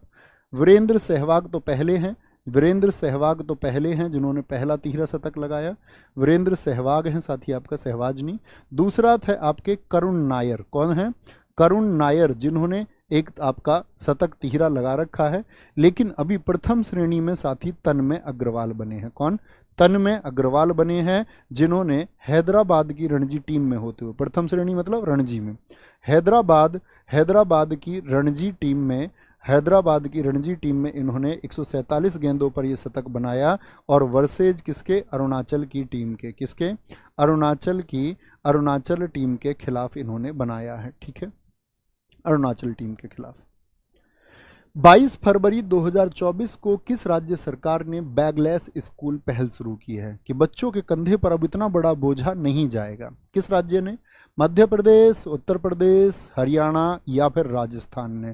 तो एमपी की गवर्नमेंट ने साथी इसको शुरू किया है बैगलेस, यानी स्कूल में ही वो साथी आपका अब क्या करेंगे, बच्चों को चीज़ें प्रोवाइड कराएंगे। सीएम सीखो कमाओ योजना, सीखो कमाओ योजना, सीखो और कमाओ यानी वहाँ की स्किल को क्या बोलेंगे, स्किल को बढ़ाने के लिए आपका कहाँ पर, मध्य प्रदेश में ये योजना आई। सीएम कल्याणी विवाह सहायता योजना, कल्याणी विवाह सहायता योजना क्या बोलेंगे आपका, एक एड देने के लिए मैरिज में, ये कहाँ पर आई है, ये भी एमपी की ही योजना है। ठीक है।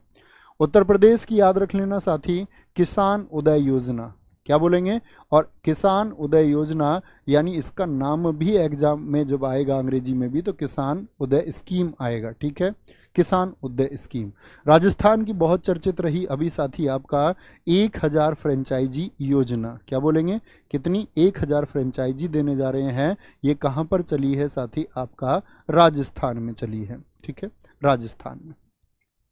आज के अंतिम प्रश्न की ओर, 2024 लोकसभा चुनाव के लिए शुभमन गिल किस राज्य के स्टेट आइकन बने? अभी 2024 के चुनाव में शुभमन गिल किसके स्टेट आइकन बने हैं? पंजाब, महाराष्ट्र, गुजरात या फिर नई दिल्ली? भैया पंजाब के आइकन बने हैं, पंजाब के। कौन से चुनाव हैं ये? 18वें लोकसभा चुनाव के लिए, 18वें लोकसभा इलेक्शन के लिए बनाया गया है इनको। और 18वें लोकसभा चुनाव मुझे बताएं कि कितने चरणों में खत्म हो रहे हैं? ठीक है, क्या बोलेंगे, 18वें लोकसभा चुनाव, तो क्या बोलेंगे भैया, ये आपका 7 चरणों में हो रहे हैं। और 7 चरण में मुझे कुछ प्रश्न बताना। चुनाव आयोग ने ब्रांड एम्बेसडर किसको बनाया? जो इलेक्शन कमीशन था उसने साथी अपना जो ब्रांड एम्बेसडर बनाया है, क्या बोलेंगे, जो ब्रांड एम्बेसडर बनाया है वो किनको बनाया? सचिन तेंदुलकर जी को बनाया है। किसको? सचिन तेंदुलकर जी को बनाया है अपना चुनाव आयोग ने ब्रांड एम्बेसडर। अच्छा साथी, मैं आपसे पूछूं, नेशनल आइकन किसको बनाया गया चुनाव के लिए इस बार? नेशनल आइकन तो किनको बनाया गया? पंकज त्रिपाठी को बनाया गया, पंकज त्रिपाठी को साथी बनाया गया है। और अगर साथी मैं बात करूं, वर्तमान में मुख्य जो निर्वाचन आयुक्त हैं, चीफ इलेक्शन कमिश्नर जो हैं, मुख्य निर्वाचन आयुक्त, क्या बोलते हैं, सीईसी, चीफ इलेक्शन कमिश्नर, वो कौन है? तो चीफ इलेक्शन कमिश्नर वर्तमान में है श्री राजीव, क्या बोलोगे, श्री राजीव है भैया। अच्छा, जैसे ये बनी आपके शुभमन गिल कहाँ से? पंजाब से। ऐसे ही बिहार ने किसको बनाया था? बिहार के लिए मैथिली ठाकुर को, क्या बोलेंगे, बिहार के लिए बनी थी मैथिली ठाकुर, क्या बोलेंगे, बिहार के लिए बनी मैथिली ठाकुर, गलती नहीं करनी है। आज के होमवर्क पर साथी आ जाते हैं और आज का होमवर्क है, हाल ही में भारत के 2 अन्य चुनाव आयुक्त कौन नियुक्त हुए हैं? क्या बोलेंगे, 2 अन्य चुनाव आयुक्त कौन नियुक्त हुए हैं? ये आपका क्वेश्चन रहेगा साथी। 4:45 बज चुके हैं, मैं खींच के चलता हूं भाई, लेकिन सारी चीज़ें आपके लिए हैं। तो उम्मीद करूंगा कि इस सब में समर्थन रहेगा। 10-5 मिनट ऊपर नीचे होते रहेंगे। शायद अभी शुरुआती दौर में चीज़ें क्योंकि आपको सिखानी पड़ रही हैं, तो बहुत सारी चीज़ें ऐसी, इसमें थोड़ा 10-5 मिनट का समय जाएगा, थोड़ा एक्स्ट्रा। तो दोस्त आप ही के लिए है ये, और बहुत ज़रूरी भी है, ये बात याद रखेंगे। ठीक है, तो 2 अन्य चुनाव आयुक्त कौन नियुक्त हुए हैं ये आपको बताना है। और साथ ही मैंने आपको बताया था कि आप मुझसे कनेक्ट कर सकते हैं, इंस्टा पर आप मुझे ग्रीन स्टोरी लगा सकते हैं। जिन लोगों को कोई मैसेज मुझ तक भेजना है, कोई डाउट कुछ भी है, तो इंस्टा पर आज ऑफिशियल नवीन शर्मा आप सर्च कर सकते हैं, और ऑफिशियल नवीन शर्मा पर आप मुझे क्या भेजेंगे, वहाँ पर कोई भी, लेकिन बेवजह की चीज़ें मत भेजना भाई, ठीक है। और मैं आपके जवाब देने के लिए प्रतिबद्ध हूं कि मैं आपके जवाब वहां दे दूंगा, ठीक है।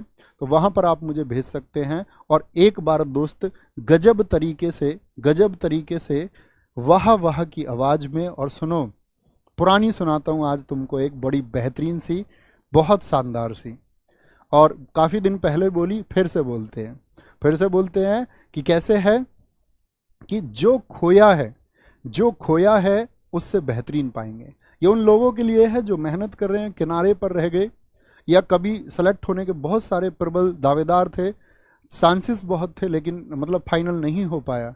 तो जो खोया है उससे बेहतरीन पाएंगे, और सब्र रख मेरी जान, दिन हमारे भी आएंगे। सब्र रख मेरी जान, दिन हमारे भी आएंगे। तो ख्याल रखिए अपना बहुत सारा। बाय बाय, टेक केयर, जय हिंद, जय भारत। कक्षा आपको कैसी लगी? होमवर्क में साथी अपना आंसर लिखना ना भूलें। होमवर्क में आप सबका आंसर आना चाहिए। कैसा आपको कक्षा को लग रहा है, महसूस कर रहे हैं, वो सब, ये आपका कोई भी सुझाव है वो लिखते रहिए। ख्याल अपना रखते रहिए, मेहनत करते रहिए। 2 हो चुके हैं, बहुत जल्द 40 होंगे। ऊर्जा बनाए रखें। नमस्ते, थैंक यू, जय हिंद, जय भारत, जय मां सरस्वती।